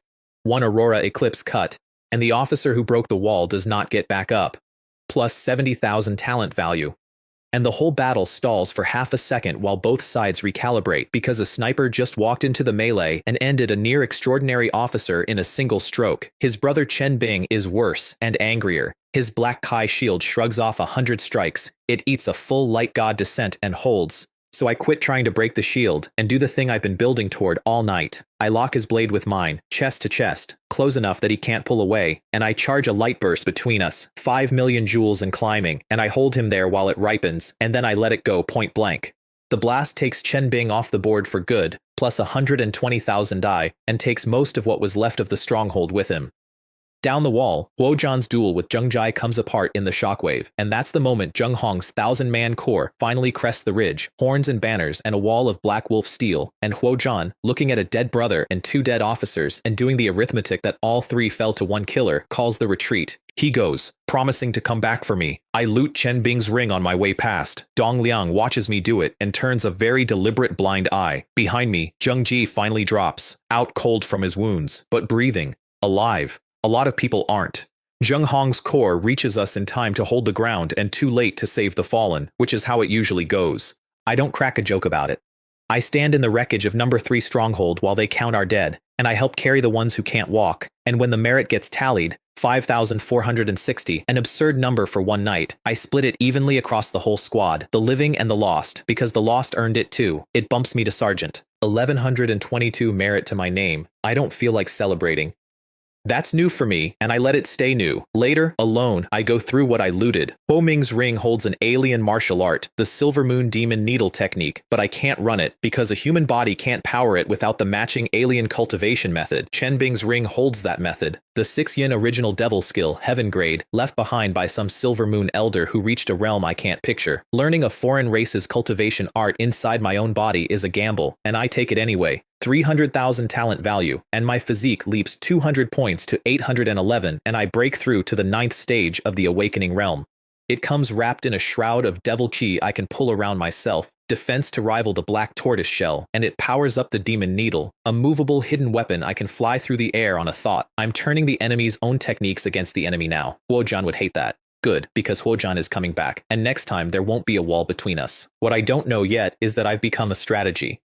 Huojian goes back to his own side and reports to the 3 alien races that share this front, the Silver Moon Clan, the Flying Essence Clan, and the Black Gold Clan, and between them they reach a conclusion that flatters me and endangers everyone I care about. The Falcon Hunter, they decide, is the weak point. Not because I'm weak, because Zheng Hong clearly values me, and a thing a commander values is a thing you can use to hook the commander. So the new plan isn't to kill me, it's to capture me alive, dangle me on the line, and reel Zheng Hong into his death. Huojian signs on happily. He gets to help take the whole army apart and avenge his brother in the same motion. The pressure moves to a place called the Beacon Fire Fortress, out on a brutal stretch of neutral ground called the Beacon Fire Plains, where a black gold officer named Tu Ren keeps picking fights, and the fortress commander keeps losing teams trying to answer them. That commander is a colonel, Lin Fan, 3rd in command of the entire Yunguang front, and he's bleeding squads he can't spare. So Zheng Hong transfers the Nightwolf squad over to help, and I do the thing I always do. I volunteer to go outside the walls and fight alone. Lin Fan and a lieutenant named Zhen read the file on me, look at each other, and let me. Zheng Hong's only comment, the kid might turn the whole tide. The second I'm outside the walls, every alien on the plane drops what they're doing and comes for me because I'm the trap target and they all have orders to bring the Falcon Hunter in, which is inconvenient for them because the Black Gold Clan, the strongest ground fighters of the 3, built like fortresses themselves, happen to be in the middle of butchering a human squad when I arrive, and I know that squad. The 100 Elephant Squad, limitless ranking seniors doing their battlefield service. A sergeant ranked 7th they call Mad Wolf, a man named Xiaoguo who sat at 26, pinned down by a black gold genius, Tai Quan, ranked 36 on the enemy's own talent list. I put an arrow through his eyes before he registers I'm there, then put him down for good, plus 100,000. The seniors stare at the freshmen who just saved their lives with a bow he supposedly learned 3 days ago. My talent value crosses 180,000 and keeps climbing. Then the rest of them arrive. 30 and more, all 3 races at once, and everyone expects the trap target to run for the fortress. I don't.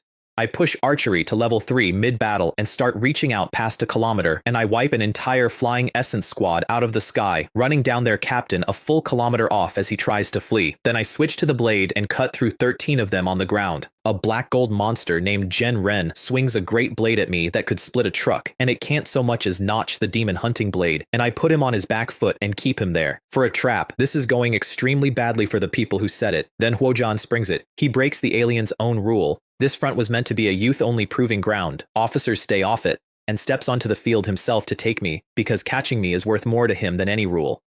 Lieutenant Zhen's team rushes out to drag me back toward the fortress, and I let them, and we start to disengage, until I look back and see that Zhen's team is now the one pinned, boxed in by Huojian and his aliens as payback for hauling me out of the net. And here's the thing I learned on a wall at number 3 stronghold. I don't leave my rescuers to die. I know it's a trap. I know turning around is exactly what Huojian wants. I turn around anyway, go invisible, and start putting arrows into the aliens pinning Zhen's people, and the tide swings back. Huojian is delighted, because my coming back for them is the whole point of the trap working. We both know it. I do it anyway, because some things cost more to walk away from than to pay. That's when the real ambush uncoils, and it fools even me. There's a wounded human soldier crawling through the chaos, and my extraordinary perception reads him as one of ours, right up until he buries a demon needle in me, because he was never human. Jigui, the Silver Moon Clan's deadliest assassin, the one who's killed a long line of human geniuses, and his shapeshift is so perfect it beat my danger sense, iris and fingerprint and pulse and all. so I do to him what he did to me. I play dead. I take the needle. I go down convincingly, and while he leans in to confirm the kill, I crack the white bone pill and let it stitch me back together, and I take him before he can blink. Plus 130,000 and an SS talent I never saw coming. Demonic form transformation. The power to become anyone, any human-shaped thing, right down to the fingerprints. I test it, wear a silver moon face for a minute, and immediately grasp the kind of trouble I can cause with it. So I walk up to that black gold monster Genren, wearing the face of one of his own comrades, and end him too, mid-sentence, plus another 100,000. Wojan still has Jen's team boxed in, so I make one last pass to bait him off them, and when he lunges for me at last, the capture, the whole trap finally paying off, I wrap myself in the black tortoise shell and crush the spatial spirit stone that General Mu Chen pressed into my hand a lifetime ago, and the world folds and sets me down safe inside the fortress walls. The trap closes on empty air.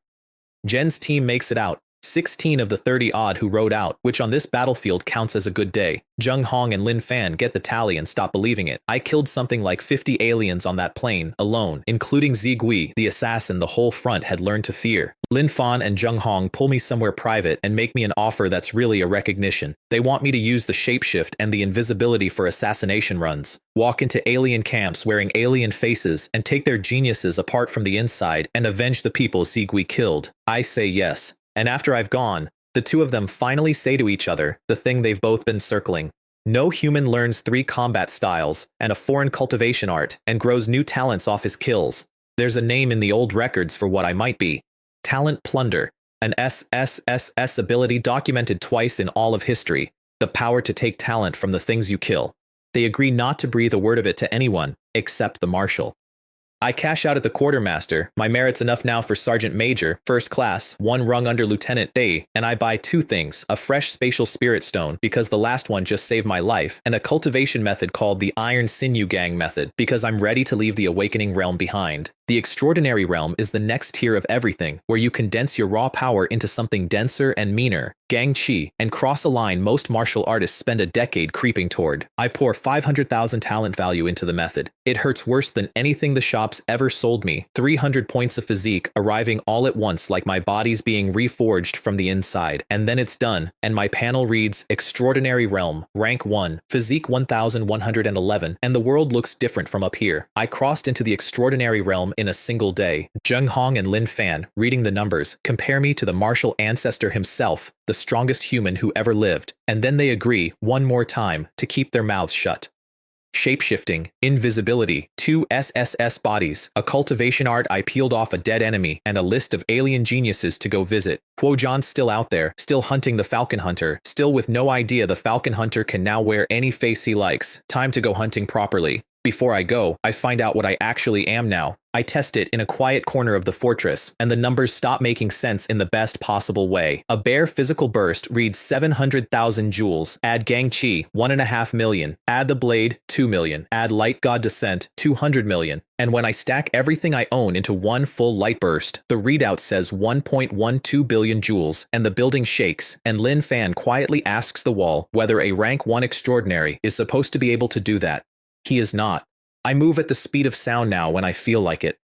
I broke into a realm in a single day that eats most people's entire 20s, and the 2 commanders watching me do it decide for the 3rd time that some things are better left unsaid, except they do say it to one man.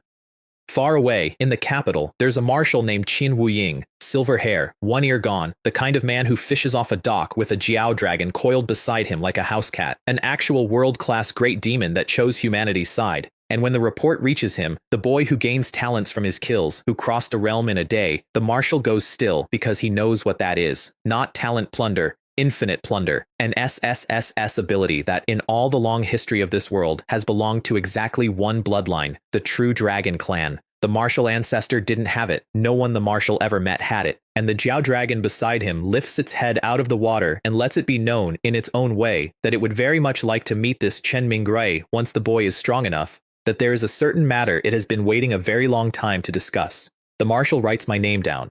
Out on a battlefield somewhere, I feel absolutely none of this happening and go on shopping for aliens, and I'm very good at shopping for aliens now. I put on a black gold face and walk straight into one of their mining camps, and I take apart a rookie genius named Tai Hao, 6th on the black gold list, Extraordinary Realm, 200. 1,000 talent value, and then I take apart the camp around him, and I'm gone before anyone works out that one of their own did it. My talent value rolls past 800,000. I keep roaming, keep wearing their faces, keep leaving quiet holes in their ranks. And through all of it, I'm working toward one specific face, Huojuan, the officer who marched on a stronghold to avenge his brother. I've been saving him for last. The aliens know something's wrong now. A black gold captain named Zhen Sha has traced all these wiped camps back to a single killer. So I stop waiting for Huojuan to find me and go bait him instead. I catch his cousin first, a sniveling coward named Huo Qing who carries a sound transmission stone he can reach Huojuan on, and I put Huo Qing to work as a lure. He calls his cousin to the Shattered Stone Highlands with a story too good to pass up, and Huojuan comes running with 30 warriors at his back, and I'm already there, wearing the face of a black gold soldier named Zhen Kuang, standing at Huojuan's own shoulder while his cousin clings to his arm. I put a blade through his back and out the front of him before he understands that the soldier beside him is the thing he's been hunting for weeks. It should end there. It doesn't. Because Huojuan's vitality is a monstrous thing, the same trait that let his brother soak 13 arrows, and he stays on his feet with a hole through the middle of him and turns and finally sees my real face under the mask. Falcon Hunter. My talent value ticks past 2 million as the fight blows open. His 30 warriors come at me, and it doesn't matter because I've crossed into the extraordinary realm since the last time he laid eyes on me, and my bare body now shrugs off things that would have hurt a week ago. I clear his escort, and then it's just the two of us, and Huojuan is dying on his feet and refusing to fall. He drags up a giant of demon ki around himself, the last of everything he's got, and comes at me one more time for his brother, so I don't outmuscle him. I outpatience him. I stay light. I dodge. I let arrow after arrow drain the demon chi out of the giant until it caves in on itself. And then I finish the officer of the Silver Moon clan with the Silver Moon clan's own weapon, the demon needle. I took off his dead brother. Guided by a technique, I peeled off his dead brother's body. He dies knowing exactly how little of it was ever his. Plus 300,000 talent value and one more S-rank talent off the body. Black Knight Berserk, which doubles everything I've got under Moonlight, and there's a grim joke in that, because Moonlight was always the Silver Moon clan's edge, and now it's mine. Huo Qing runs. The aliens find Huojuan's body and understand, all at once, that the Falcon Hunter took their officer too, and a very useful terror begins spreading through their camps. I loot Huojuan's ring, and it's the same story his brothers told. Copper weapons and human bones kept, plus 2 memory crystals. The first one teaches me the Mu clan's ultimate art, the Heavenly Demon Great Transformation, a gift I didn't earn and take anyway. The second one is Huojuan's revenge from beyond the grave. Because the instant I open it, a net of light unfolds out of the crystal and sinks into my own sea of consciousness before I can stop it. A curse mark, a tracking brand, Huojuan's insurance against his own death, set for whoever finally killed him. And now the entire Silver Moon clan can find me, anywhere. My invisibility, my shapeshift, every clever way I had of never being where the enemy expects, all of it just took a hole to the hull, because now they always know which direction I'm in.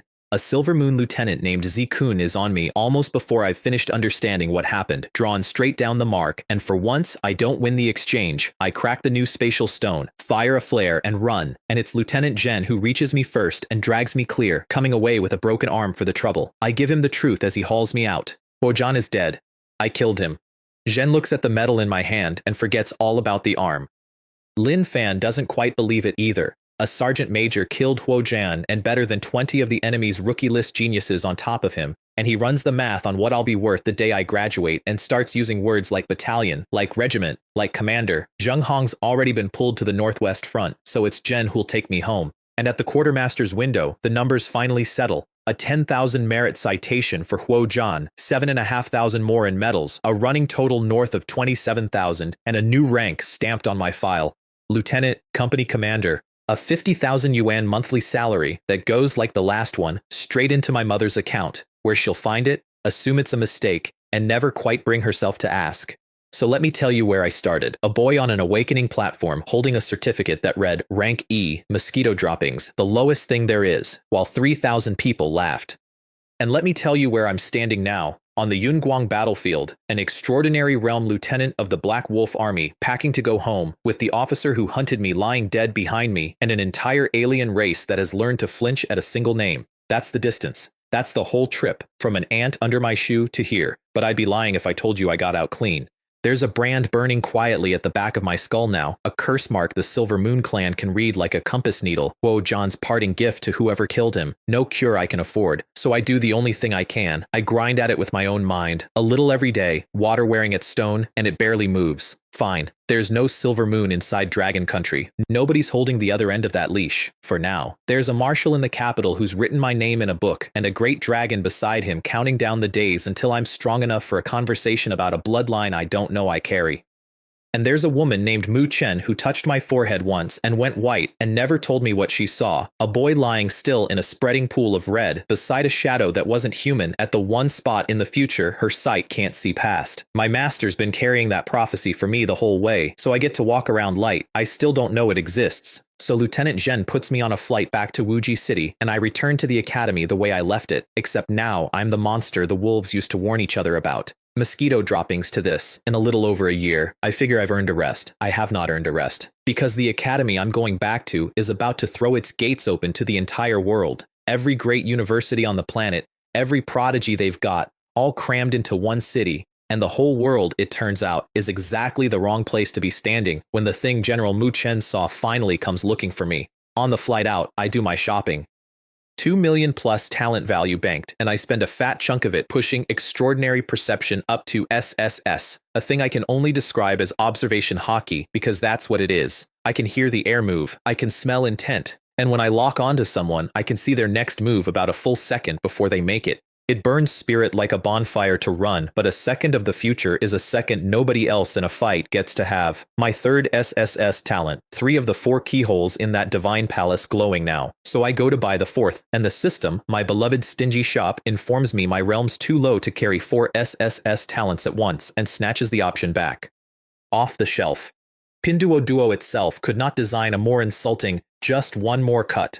I close the panel before I say something I'll regret to a menu, which is when Anjen sits down in my aisle. Number 3 on the limitless ranking. White robes, a sword, and the exact bearing of a man who has never once been told no. He's just broken through to the extraordinary realm himself, and he's heard a freshman came off the battlefield wearing a lieutenant's rank, and he does not enjoy sharing a plane with someone who might take his ranking next.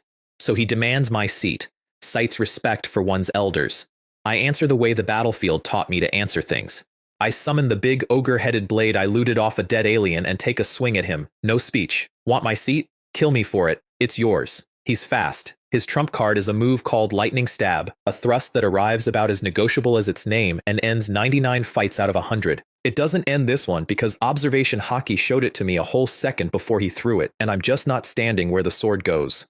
The look on his face when a boy slides off the line of a technique nobody has ever dodged. I'd have paid for that seat to see it. A senior officer breaks us up before I can follow through. A Captain Zhang Chen who is very quietly a transcendent realm monster and does not care for children dueling in his cabin, and he makes Zhen apologize. I accept the apology with one rider. Next time you get arrogant near me, I don't stop at the seat. And because 2 soldiers watch the whole thing, that dodge counts, on paper, as a win over Zhen, which means his number 3 ranking is now mine for the taking. I hand the good seats to the soldiers, not to him. Salt is free. Wuji City's changed since I left. It's wearing bunting. The World Martial Arts Assembly is coming. Every 2 years, the top 100 universities on the planet each send their 2 best, and the host school gets 3 seats, which go to its top 3 on the limitless ranking. My 3 teachers meet me at the airport. My master, Liu Sen, the blazing blade god, Du Gang, still trying to poach me and still bickering with Liu Sen about it, and the elegant Luo Jin. Liu Sen says hello by test slashing me across the chest, and I block it on reflex, feet planted, not moving an inch, and all 3 of them go very quiet, because a boy who left as a freshman came back an extraordinary realm martial artist in a single month, and there are maybe a handful of people under 19 in all of Dragon Country who can say that sentence. The principals confirm the cabin dodge on video and stamp it official. I'm number 3 on the limitless ranking now, the highest a first year has ever climbed, which drops one of the academy's 3 assembly seats squarely in my lap, and my master pulls me aside with the one request he's never made of me. There's a school coming to the assembly, Inada University, out of Sakura Country, and their leader is an old enemy of his. Whatever Inada student I draw, he says, beat them. Don't ask why. I don't ask why, I just promise. He's been carrying a prophecy for me without being asked. I can carry a grudge for him without a reason. I don't know yet that the grudge and the prophecy are going to arrive in the same week. The trouble starts with a grudge I inherited without meaning to. My climb to number 3 knocked Anjen down to 4, and Anjen's master is a professor named Yu Mei, who also happens to be the master of Yu Mei, one of the thieves I collected from last year, and Han Yu, the wind boy I beat twice. 3 of her disciples, all humiliated by the same freshman. She's out of patience. So she does what people with no talent and good connections do. She picks up a phone. Her brother is the mayor of a city called Yangwang. The mayor makes a call to a man named Arthur. And somewhere over my head, without my knowing, my assembly seat quietly gets unbolted from the floor. I don't feel a thing because I'm busy getting stronger. Straight from the ranking meeting into the 9th secret realm to stock up, and on the way I run into Chen Su again, my old acquaintance, the Bobcut Senior, whose team is getting run down by a Lord-level heavy boulder elephant, 20 meters of the realm's apex predator. I one-shot it, one tap it into a nap. It's not even dead, which is somehow more insulting to it. Then I leave it breathing, on purpose, as bait, because Lord-level beasts hate each other, and a wounded king breaks the local truce. A boar comes to eat the elephant. An eagle ambushes the boar. I kill the eagle mid-dive, behead the boar, finish the elephant, and when observation hockey flags a 4th lord hiding underground, I split the dirt open and kill that one too. 4 apex predators in about 4 minutes. Chen Su's martial heart quietly files for divorce. The realm shuts for maintenance the next morning because I broke it. Again, the one real casualty is my blade. The demon hunting blade, the one Liu Sen gave me, the one I pulled out of my own stomach on day 1, finally gives out, worn through from tens of thousands of kills. I keep the shards, some things you don't throw away.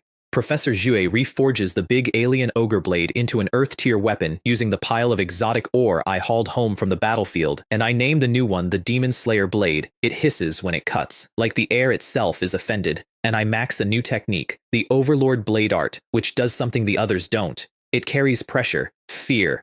Lock onto a man with it, and he freezes for half a heartbeat, and half a heartbeat is all I've ever needed. Good thing too. Because the assembly opens the next morning, and it opens with a robbery. The opening ceremony is 10,000 people in the physical training hall and 100 million more watching online. Backstage, I meet the other 2 limitless reps. Mei Xuan, number 1, a mountain of a man they call Overlord Mei, who looks at me the way a shark looks at another shark and grins about it. And Xu Jing, number 2, friendly, who tells me flat out she'd rather not have to fight me. Presiding over all of it is President Arthur, head of the World Martial Arts Alliance and chief referee. And there, off to the side, is Njen, watching me with a small smile I should pay more attention to than I do. I prepared a surprise for you, he says. Beside him stands the city lord of Wuji, a man named Gu Jin, and it takes me one beat too long to place the surname. Peng, as in Yu Mei, her brother. They read the roster. 201 names, the whole world's best. And when they reach the limitless seats, the 3rd one, my seat, the name out of the speakers isn't mine. Njen. The qualification I earned on a plane, with 2 soldiers as witnesses, just got handed to the man I beat for it, 30 seconds before the ceremony, by a professor's phone call and a city lord's blessing. Lei Rongji and Qinjian realize it the same instant I do. Yu Mei, Gu Jin, Arthur, the fix is in and the evidence is already gone. Yu Mei doesn't even bother hiding it. Force and power, she tells me, are part of this world. Learn to accept it. My master lunges for her, gets blocked, gets threatened with his job, and I stand there with my vision going red at the edges, because I've heard that line before. Justice that shows up after the fact isn't justice, it's an apology. And I am not in the market for an apology. Lei Rongji could stop me. She doesn't. She just says quietly that the Academy's reputation is worth nothing next to Dragon Country's future, and she lets me walk onto that stage. So I do. In front of 10,000 people and 100 million more, I tell the whole world the number 3 seat is mine, and I make Njen prove otherwise. He has to draw. His talent's a living Earth-grade sword he steers with his mind, an exquisite sword. Heart, genuinely a top-tier gift, and he throws everything he owns into the block. I hit it with one fist. Light God descent, 100 times human strength, and the block doesn't hold, and neither does Njen. He leaves the stage the way Lin Zhen once left a courtyard, spitting red, unconscious before he lands. One punch. Dead silence. And then 10,000 people in the stands start roaring. Not at me, for me, that this is a robbery, that the boy who just did that obviously belongs on the roster. Arthur's enforcer, an exec named Park Boho, drives a pair of blades through my shoulders to haul me off stage, and I let him, and I don't flinch because the black tortoise body doesn't care about his little knives, and I want the whole world to watch me not care. The crowd gets very, very close to a riot. Backstage, it becomes a wall. My master, Du Gang, Luo Jin, every limitless teacher, all of them mass up and stare Park Boho down until he lets go. Then Arthur and Gu Jin arrive to bury it. The list said Njen, Arthur says, spreading his hands. And there's no evidence anymore, is there? Gu Jin leans on the room with the raw pressure of a transcendent realm cultivator and orders the city guard to arrest me for disrupting the assembly, for insulting the city lord. I stay calm, eerily calm, my master will say afterward, and I tell Gu Jin to his face that I'll remember this, all of it. And then there are boots in the corridor, soldiers, a colonel at the head of them. Chen Wei, 16th Regiment, Northern Military Region. The men who hold the Abyss Barrier itself, sent quietly by Lin Fan and Zheng Hong to keep an eye on their favorite lieutenant. He walks straight up to the city lord of Wuji, a man who could kill him in a fight, and he is entirely unbothered, because this was never going to be a fight. A military comrade, he says, has been insulted, and then he says the word that flips the whole room over, Lieutenant, because that's what I am, not a student Gu Jin can arrest. A commissioned officer of the Dragon Country Army, and an officer answers to a military court, not to a civil city lord, and there is no rank Gu Jin can pull, no call his sister can make, that outranks the army on a question about one of its own. Chen Wei can't touch Gu Jin directly, the man's a city lord, but he can, and does, arrest Yu Mei and Park Boho on the spot for a military tribunal, and Gu Jin gets to stand there and watch his own sister marched off and understand there is nothing his connections can do about it. Arthur, sweating through his suit, restores me to the roster as Limitless's number 3 rep, effective immediately. I thank the colonel, and I make myself 2 quiet promises, the kind I keep. Gu Jin and Arthur are both above my reach today. They will not always be above my reach. The day I stand in the transcendent realm, I'm coming back to collect this one in person. But first, there's a tournament, and I've got a whole year of being underestimated to get out of my system. Lei Rongji lays out how the assembly works, and I perk up at the second half. It's 2 competitions. First, single combat. 40 fighters dropped into an arena at once, a brawl until only 4 are left. 5 heats of that to cut the field down to a bracket of 32, then straight single elimination to 1 champion. Then the team battle, 5-person squads turned loose in a stocked wilderness to hunt beasts for points. Beasts. For points. I have to work to keep my face still, because they've just described my exact idea of a vacation. The single combat draw puts me in the 5th heat, and I walk out to the whole arena chanting my name, which is new, and which I decide I could get used to. 40 of us. I open by dropping a fire mage from Fierce Bull Country before he finishes his pose, and 30 some of the others do the sensible thing and immediately gang up on the guy who did that, which is what I want. I let the whole volley break on the black tortoise shell, it cracks, it holds, and then I open the Overlord blade art, and the crimson wave that comes off it doesn't just cut, it lands as fear, locking every fighter it touches in place for the half second it takes to put them down. It is deeply one-sided. The referee actually has to beg me to stop because there are only 4 left, and I'm still working. Final count. 33 eliminated by 1 man, all of them carried off breathing by the medics and none of them eager to try again, a record nobody wanted to hold. 2 small joys off to the side. 1. The recruiter who once offered me a C-grade package and called Starfire a backwater, Chen Lihua, the one I named Auntie, is here representing another school, and her boss fires her on the spot for having let a history-making genius walk out her door. 2. Gu Jin watches me solo 33 and finally grasps that he made an enemy of something that's going to run this country's military one day and starts losing sleep over it. And in Jen wakes in the infirmary, hears I took his spot and I'm now a title favorite and faints straight back out. I'm having a lovely week. I need talent value for the upgrades I can feel coming, and I can't leave campus mid-assembly, so I do the dumbest efficient thing on the menu. I buy out the Pet Pavilion's entire stock of 9 lives insects, 50,000 of them, bred up on my account, 90% off with the ranking discount, and I spend an evening punching 50,000 bugs to death in my dorm like the world's most dedicated arcade regular. The manager watches me do it and quietly begins to fear for his own life. 500,000 talent value. Cheapest $500,000 I'll ever earn.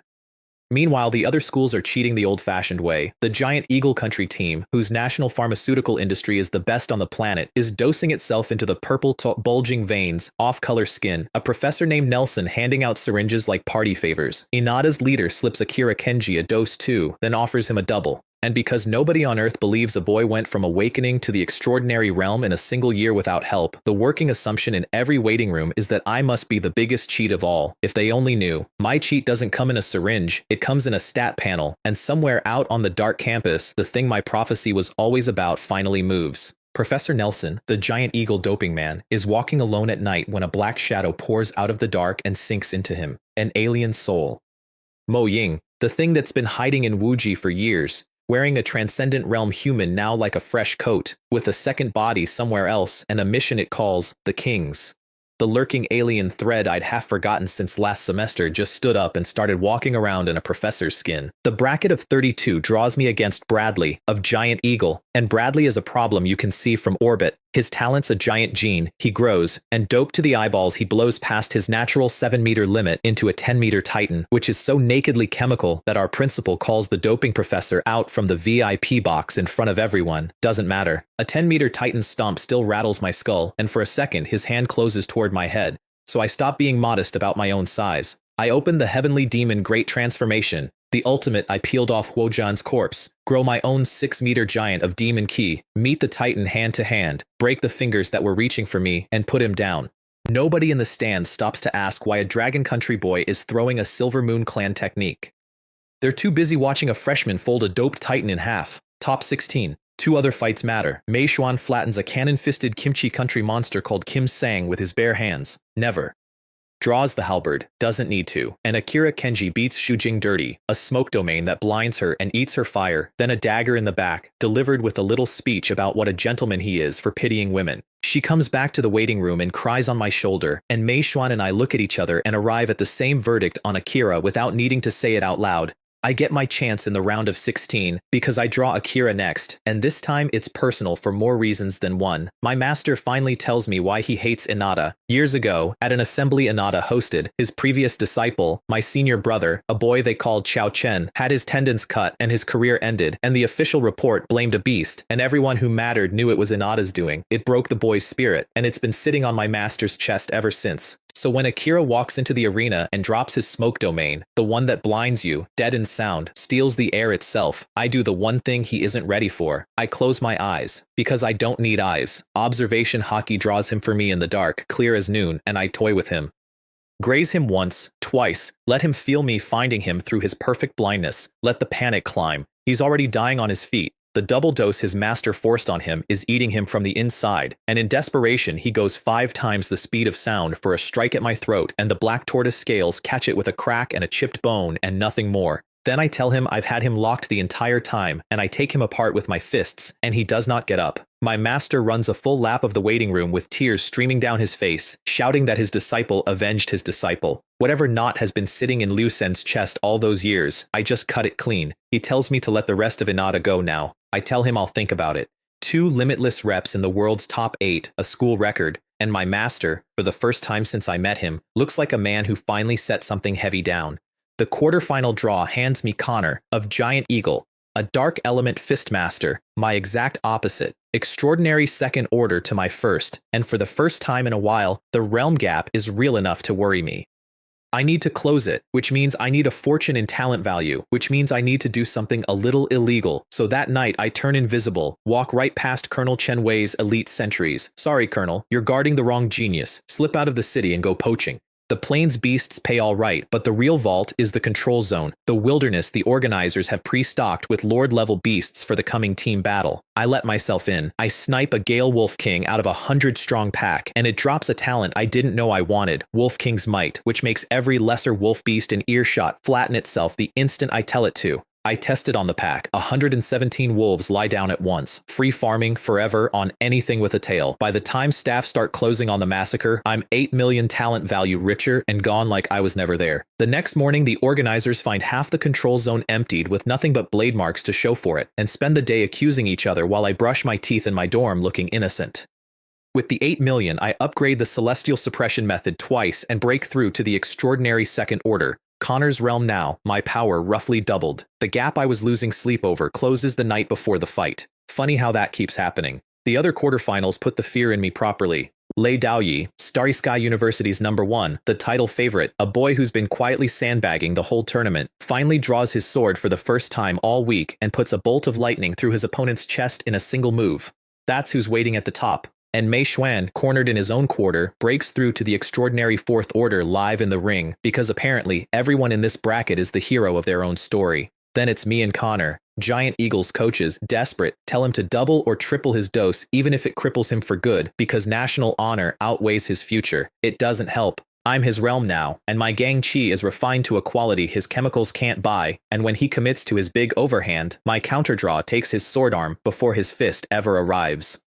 He looks at the space where his arm used to be, and then Connor does the thing no one has ever done in the history of this assembly. Rather than lose the other one, he surrenders. I walk into the semifinals, the world's top 4, a first year, over a man who quit to keep an arm. Far away, in a capital I've never seen, a silver-haired marshal named Qin Wuying reads the report with a Jiao dragon coiled beside him, and the dragon gloats that my talent has already outgrown the marshal's own, a man once second only to the martial ancestor himself. Qin Wuying says, I'm still too weak for the thing he needs me for, predicts we'll meet within 2 years, and goes back to his fishing. I feel none of it. I'm too busy working out how to survive my own semi-final, because I drew Mei Xuan, Overlord Mei, number 1, extraordinary 4th order, 2 whole realms above me, and a halberd master on top of it. On paper, it's unwinnable, so I do the only thing I know how to do. I go shopping.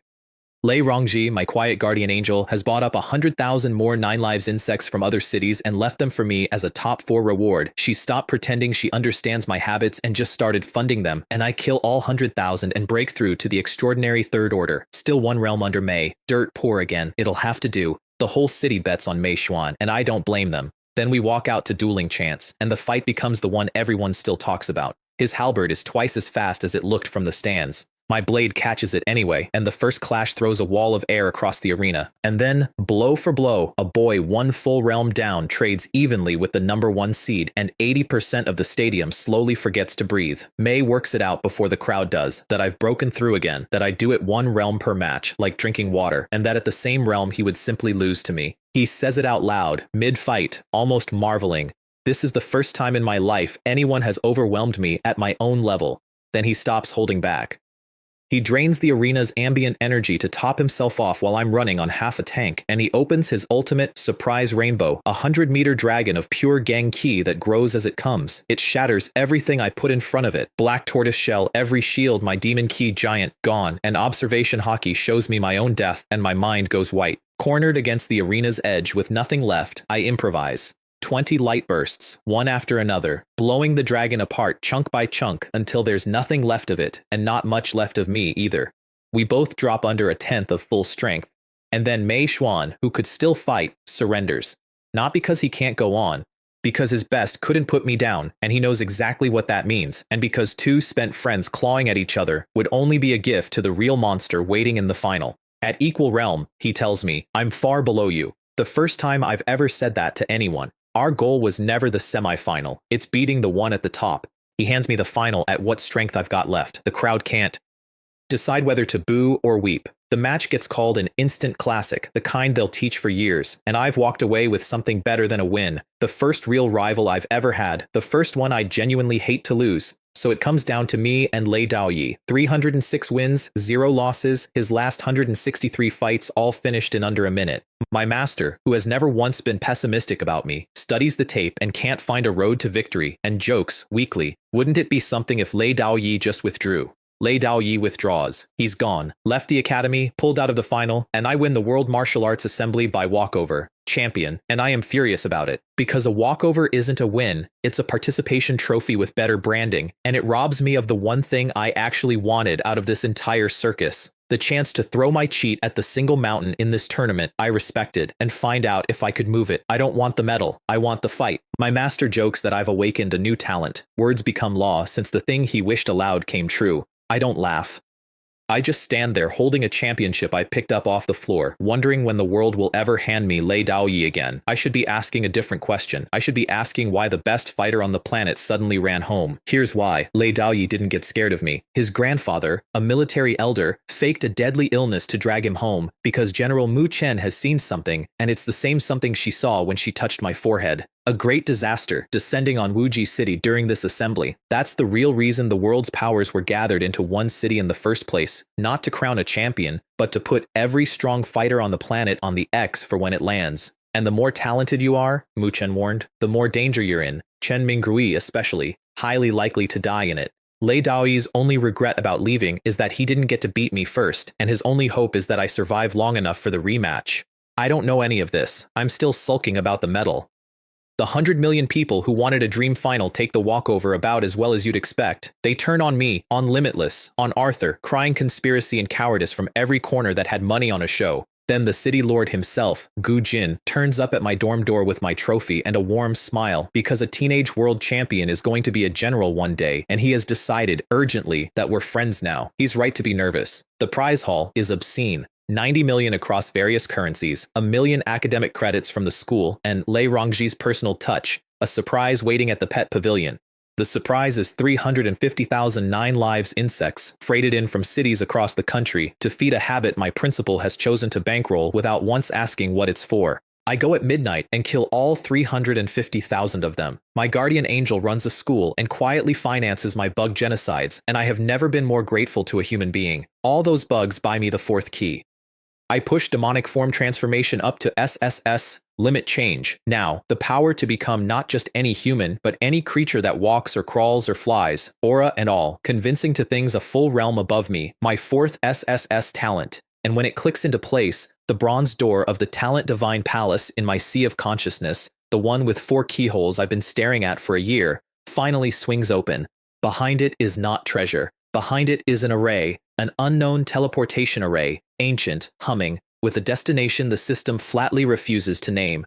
It needs 100 units of energy to fire, and when I try charging it with my mental power, it climbs by a heartbreaking 1,000th of a unit at a time, the stingiest thing this stingy system has ever put in front of me. I work out I'd need real spirit stones or a kind of power I can't make yet. Chi power, a natural system thing only transcendent cultivators normally produce, to charge it inside one lifetime. So I do what I do with every door I can't open yet. I write it down and shelve it, but I don't forget it.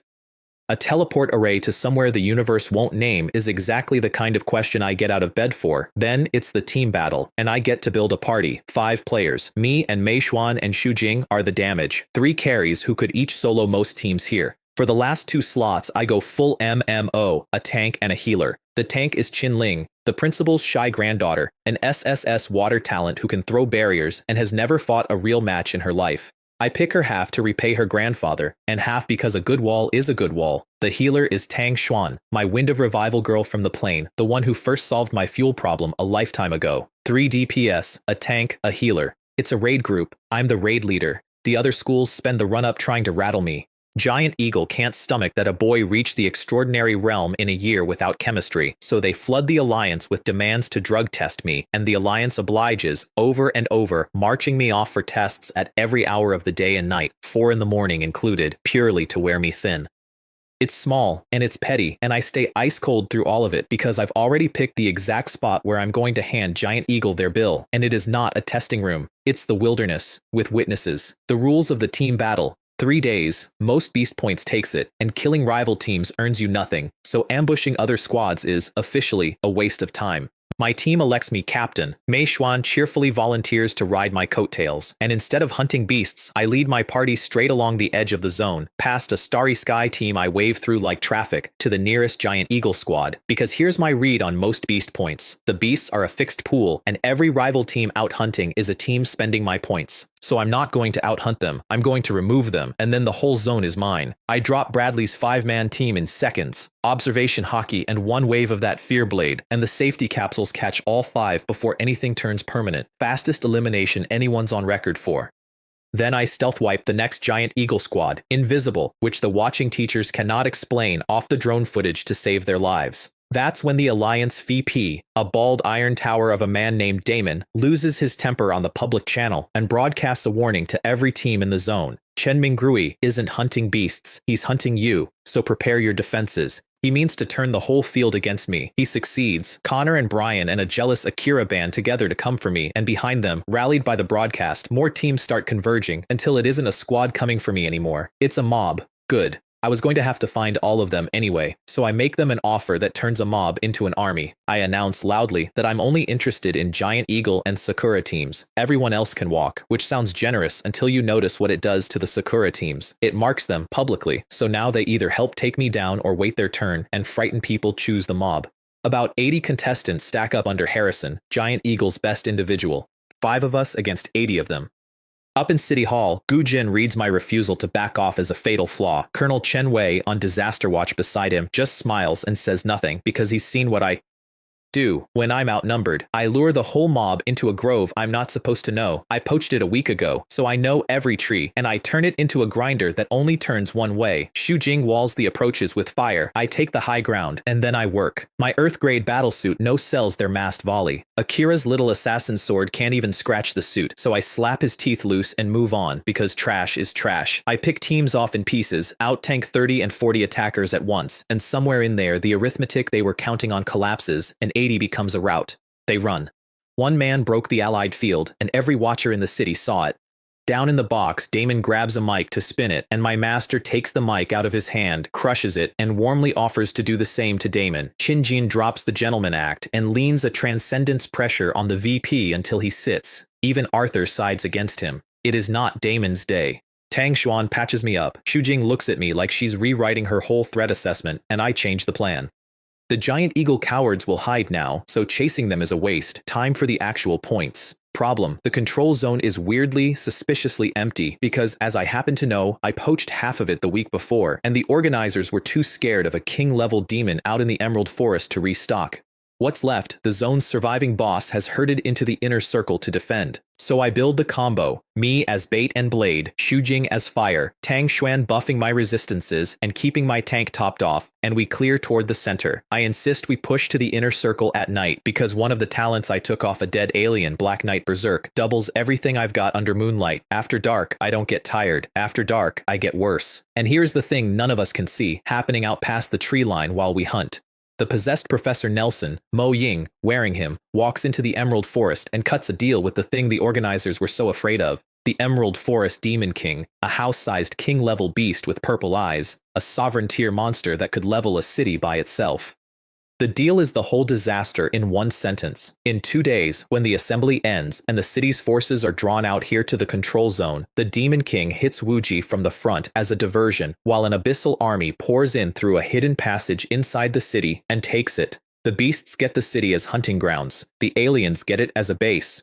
Mo Ying pays in spirit stones that feed the Demon King's growing offspring because apparently one king-level monster wasn't enough. General Mu Chen's prophecy just got a date stamped on it. 2 days, and I'm the name at the top of everyone's list. I don't know that. What I know is that the inner circle is full of wolves, a 300-strong Yu Ying pack, Dominator 9, led by lords and clever enough to share damage across the whole pack through a Demon Kwai link. So I max a technique built to break exactly that kind of trick, and then, under a full moon with Black Knight Berserk singing through me, I take the pack apart. Xu Jing's fire and Tang Xuan's shields keep the backline safe. I do the rest.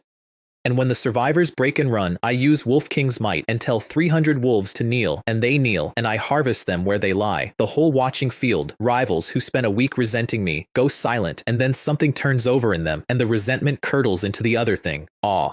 Qin Xuan, Starry Sky's new #1, looks at the gap between us and despairs. Kim Sang bows. Even Giant Eagle's leaders stop pretending. Damon quietly floats the idea of simply assassinating me, and Mo Ying, still wearing Nelson, declines, cold as a grave, because as far as it's concerned, I'll be dead in 2 days anyway. It intends to see to that part personally. Then the zone's real boss comes for its revenge. A second beast tide, bigger, led by the thing that's been hiding in the inner circle. An exploding mad ape, Lord rank 4, 30 meters tall, fast enough to cross the sky in a blink. It takes one look at me and recognizes the poacher who killed its generals a week ago. And then, because it's smart, it runs the math on how much stronger I've gotten since, and decides it does not want to be the one who fights me.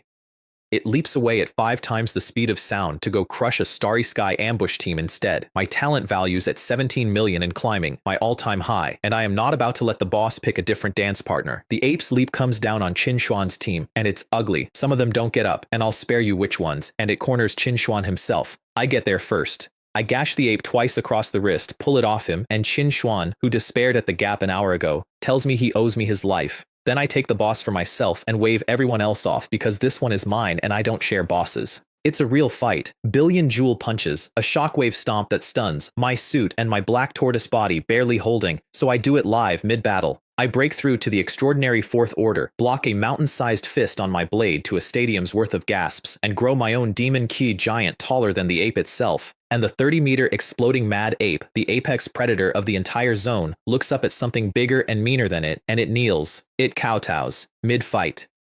Which has never once happened in the history of this assembly. Then it begs. It swallowed a spirit herb once and can push its thoughts into my head, and it offers a deal, a soul contract, its beast armies, its buried hoard of treasures, anything if I don't finish it. And I am, as ever, freshly broke after all those upgrades and deeply interested in a horde. So I take the contract. The Lord Rank 4 exploding mad ape, 30 meters of walking apocalypse, is now my pet. Mostly because it's a coward. Honestly, in its position, so would I be. After that, the team battle stops being a competition and becomes a chore. I've automated. I have the ape herd the beast to me instead of killing them, and I farm the whole tide down. 19 million talent value, more than I've ever held at once, while my team scoops up 800 beast cores and the other squads fight over the scraps. I graciously leave the leftovers to everyone who isn't Giant Eagle. Giant Eagle gets nothing, on pain of ape. When the dust settles, Limitless Academy, first place, a team competition record, me, world champion in single combat and world champion in the team battle both, a double champion at an age that makes the record books stutter. My principals weep. The school's best result in 300 years. My master says 20 years bent over just straightened out of his back, and the ape shrinks down to a 2-meter version of itself and trots out of the arena after me like an enormous cowardly dog. I have everything now. The titles, the money, the rival, the girl who trained to catch up, the pet apocalypse. What I don't have, what nobody's told me, is that I've got about 2 days left before the sky opens. Out in the Emerald Forest, the plan updates. The assembly ended early because I cleared the control zone ahead of schedule, so Mo Ying and the Demon King move their timetable up. The strike lands at the farewell party, when the city escorts the world's departing reps to the airport and its defenses are stretched thinnest. The Demon King adds a condition. It wants me captured alive to feed to its offspring. Mo Ying, who'd rather kill me with its own hands, agrees through gritted teeth. The clock is down to hours now. Back in the city, none of that shows. What shows is a hero's welcome. Wuji floods the streets. For the boy who won it both ways. Gu Jian buries the grudge for good. A double champion on his resume is worth more to him than his sister's pride ever was. And in the capital, the marshal and his dragon watch the footage of me taming a 30-meter ape, and the dragon's odds that I can do the impossible thing it needs jump to even money, and it begs Qin Wuying to pull me out of Wuji before the disaster. Chu refuses. Hardship, he says, is what a real genius eats for breakfast. And in a little 3-bedroom apartment in Starfire City, my dad gets a promotion. His factory, riding the reflected glow of a sun who just conquered the world, bumps Lin Zhen up, and my mom posts it to the family group chat with more pride than she showed for any of my trophies. And my dad, who spent a decade working doubles so the rest of us could pretend we were fine, tells the room that the proudest thing he ever did with his life was raise a good son. I read that message 4 times. It lands harder than the championship did. That's the whole reason. That was always the whole reason. They watch the final 2, the whole family, crowded around the same TV that once caught 3 seconds of me crushing a snake on an exam plane. My little sister Xiao Jiao apparently informed her entire class that the world champion is her Gege and dared anyone to say otherwise. Nobody said otherwise. And there's a text waiting on my phone from Gao Jin, my very first friend, the big soft mountain who cried on an awakening platform because a slap made him a B+. He's not a monster, my Gao Jin. He never will be. He's exactly as strong as he was the day I left, and he's the proudest person alive about a friend who left him in the dust. Knew it since the slap, the text says. You owe me lunch, the good mala tang, all of it. I laugh out loud in an empty dorm. Some debts you're glad to still owe. Qin Xuan, an admirer now instead of a rival, warns me about Lei Daoyi for the day we finally settle it. A secret technique that surges his power past his own limits, a terrifying military family, a real body count of alien races killed through Starry Sky's one-way teleport array. I file it. I'm not challenging Lei Daoyi until I can beat him at 100% to his 100%. A walkover was insult enough. I won't take a squeaker either. Then Giant Eagle sends a reporter to finish what its fighters couldn't. A man named David, from a big Giant Eagle paper, sits me on camera and spends the interview trying to walk me into confessing that I'm the doper. So I take his interview apart question by question. I reveal that the 3 humiliating drug tests were Giant Eagle's own harassment campaign. I lay out exactly who cheated and how, and then I look straight into the world's camera and tell 100 million people that Giant Eagle's elite martial artists, their champions, their national pride, are, to the last man, utter trash. David, who it turns out is secretly a high-level martial artist himself, tries to slap me for it. My master catches his wrist an inch from my face and very nearly removes his head. Qin Jian stops that, then lawfully arrests David for assaulting a student, 1 clean chop to the neck. And that's when Colonel Chen Wei walks back into the story, a star freshly on his shoulder, and in front of that same 100 million strong broadcast, he calls me by a name the world hasn't heard yet. Lieutenant Chen. So now the whole planet knows the teenage double champion is also a commissioned officer of the Dragon Country Army, that the boy Giant Eagle just tried to slap is a lieutenant, and slapping him is a military court offense, and David gets hauled off by soldiers while Damon goes the color of old milk.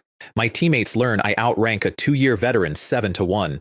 I mention mildly that I killed some aliens on the Yunguang battlefield, then I leave it there. Let them wonder. The rewards land like an avalanche. Every teammate gets 20 million credits. I get 120, which makes me the richest student in the Academy's history. Wuji Residency, a 3-bedroom home apiece, and from Dragon Country itself, a collective 3rd-class merit for the team, and, for me alone, a 2nd-class merit, the kind they usually only pin on the dead and the maimed. My master whisks me off to a quiet secret realm to hide from the press, and to warn me, after calling Giant Eagle trash on live television, a country with the world's best pharmacology and a long, quiet history of poisoning Dragon Country's prodigies is going to want me gone. Stay low.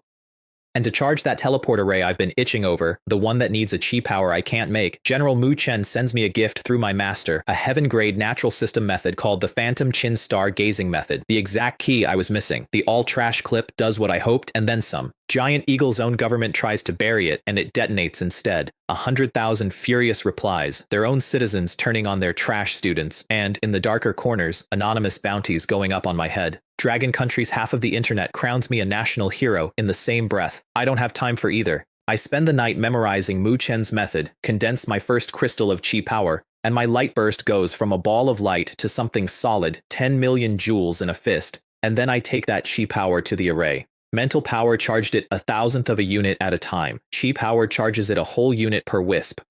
One crystal only gets me to 25 out of 100, so I rest, I drink every mental recovery potion Luojian will bring me, and I grind it up over a full day, unit by unit, until the number floating in my sea of consciousness reads 100. I seal my cultivation room. I order the ape to bar the door to everyone, my master included. I draw the curtains, because I honestly don't know whether this thing moves my body or just my soul, and I'd rather not find out with an audience. And then I reach out, and I activate the unknown teleportation array. White light floods everything and swallows me whole. When the white light lets go, I'm not in my cultivation room. I'm standing in a primeval forest under a huge dark red sun, with a mountain in the distance that has to be 10,000 meters tall, and the air tastes wrong in a way I recognize from the battlefield. Because I've been here before, in a manner of speaking. This is the other side. The array didn't move me across the city. It moved me across worlds, into the abyss realm, the alien's home, the place all those gates are gates to.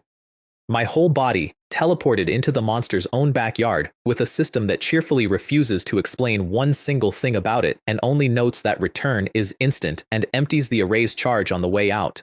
And my first thought, my honest, ruined, beautiful first thought, is, this is the best farm I have ever found. Because there are aliens here, wild ones, and aliens pay everything. I snipe a tiger demon out of the trees, a Lord rank 2 thing, and it takes 30-odd arrows to put down, because these creatures carry vitality that makes the Silver Moon clan look delicate, but when it drops, it's 160,000 talent value from 1 kill. Chi power has stretched my observation hockey out further, so I go quiet and invisible and work the forest the way I worked Wind Valley a lifetime ago, 1 tiger demon at a time, and in an hour, I'm 3.5 million richer off a species that doesn't even know I exist. The loot's garbage, they use bone for money over here, but I didn't come for their wallets. Then 2 things happen at once. Observation hockey flags a real danger in a hollow tree, a tiger demon boss, a gatekeeper, far bigger than the rest, and a group of what look like people comes up the trail. Except they aren't people, they're abyssal demons, blue-blooded, higher realm, and their challengers arriving to try out for something the translation in my ear calls the Nightwish Demon Sect. The gatekeeper routs them, and while it's busy I take it, and it does not want to die. This thing, its vitality is so obscene I have to keep going well past the point where anything should still be standing before it finally, grudgingly, stops. But it pays, plus a talent, an A-rank one, Tiger Clan vitality, the same absurd durability that just made my life difficult, now mine. The soft, fatal places on a body stop being fatal on me, and what does get through starts closing on its own. The challengers, meanwhile, have decided I'm one of them, because the super bracelet Tang Bo clasped on my wrist on a falling plane a lifetime ago quietly translates their speech, so I sound local. I'm about to correct the misunderstanding permanently when observation hockey screams a warning bigger than anything I can fight, a king-level elder of the sect, inbound, and for once, I do the smart thing, I trigger the return. The abyss folds up and sets me back down in my sealed, curtained cultivation room, exactly where I left off, several million talent value heavier. Behind me, in a world I just left, the Elder arrives and reads the aura of the thing that killed his gatekeeper and vanished, and finds it was human. A human, walking into the abyss and out again, with no barrier for 1,000 miles, leaving no trace of how it was done. It terrifies him in a way I'd find flattering if I could see it. And on my side, the array quietly relabels itself. It isn't unknown anymore. It's the Abyss Realm Teleport Array. 200 energy sends me back to the Abyss to farm, and 2,000 energy sends me somewhere new the universe still won't name. I now own a private door to the enemy's homeland in my bedroom, and a bigger door behind it to somewhere else entirely. The best cheat I've ever unlocked, and it came stamped, "To be continued." Lei Rongji visits with 2 more gifts because she has apparently adopted me. One is a pet space, a rare pocket world to keep the ape in so it stops eating the pet pavilion out of business, preloaded with 130,000 more 9 lives insects, because of course it is. The other is a conversation. I've already blown past the bar for an undergraduate degree, so the academy is graduating me early and enrolling me as a grad student, with Principal Qin Jian himself as my mentor and Liu Sen staying on beside him. These 2 terrifying old people who run a school treat me like a grandson they're proud of. I quietly mine Lei Rongji for everything she knows about the Abyss Realm on my way out the door. Then I do what I always do with a fortune. I spend it. The Abyss money pushes my cultivation 2 more tiers. Tier 6 now, a physique north of $2,300, and the growth spurt actually makes me taller, so I use limit change to shrink back to my own height and, while I'm at it, to fake a lower realm, because a boy who keeps visibly leveling up is a boy who keeps getting questions. Broke again, happy again, it's a rhythm by now. I tuck the ape into its new pocket world. Get in, come on, you enormous coward, and head out of the secret realm toward the closing ceremony. And on the way, by the lake, I pass Gao Ping, the spearmaster, the one mentor I turned down who never got over it, who's been sour on me since before I had a reason to remember his name. He's standing at the water's edge, staring, and the look on his face isn't a grudge anymore. It's murder. Patient, wrong-colored murder. Little beast, he says, soft, almost pleased. Today is the day you die. And something at the back of my neck, the part that's learned to trust observation hockey without asking, goes very cold, because that is not the face of a jealous teacher. That is the face of something wearing a jealous teacher. I don't get time to place it because it's the last day, and I'm the flag bearer at the closing ceremony, a double champion carrying his country's colors in front of the world. And then it's the buses to the airport, the farewell, the thinnest the city's guard will ever be, exactly as a thing in the forest promised a demon king it would be, and I'm on that bus with Gu Jin and Arthur and Damon and Professor Nelson, and Nelson turns in his seat to look at me, and he's got the exact same wrong-colored murder in his eyes that Gao Ping had by the lake, the same eyes, 2 bodies. One thing behind both of them, puppeting a spearmaster and a professor at the same time, sitting 3 feet from me on a bus full of the most important people in the city, on the day and at the hour the prophecy always pointed to. Observation, hockey flashes white, my own death, and a sound, one enormous boom, and I'm up out of my seat before I've decided to be, pointing at the thing wearing Nelson's face, shouting the only words that matter. This guy's an alien, he's gonna blow us all up, and the world turns white. That's where I have to leave it. Right there, mid-shout, mid-breath, the sky over Wuji City cracking open exactly the way an old woman with tired eyes promised me it would. So let me tell you where I started, while the light's still coming in. A boy on a platform holding a certificate that said rank E mosquito droppings, the lowest thing there is, while 3,000 people laughed and handed him a folding chair and a pamphlet about living a full life without any talent at all. That same boy is, at this exact second, a world double champion, an army lieutenant with a second-class merit, an extraordinary realm monster with 4 SSS talents and a pet apocalypse and a private door to the enemy's homeland in his bedroom. From an ant under my shoe to this. A year and change. That's the whole trip.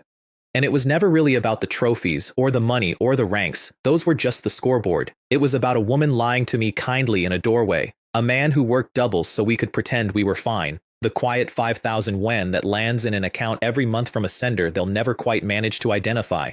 I did all of it for the doorway. I'd do all of it again. The disaster's here now. The thing General Mu Chen saw in a spreading pool of red is standing on a bus in a dead man's skin. There's a king-level demon coming through the front gate and an alien army pouring in under the city. There's a marshal in the capital who wrote my name in a book, and a dragon that's been waiting years for a conversation, and a rematch I'm still owed with the one man who could beat me. Every one of those is still out there, on the far side of this white light, but right now there's just me, up out of my seat, pointing at a monster, doing the one thing I've known how to do since the day the world decided I was nothing, not begging, not freezing, picking my next target.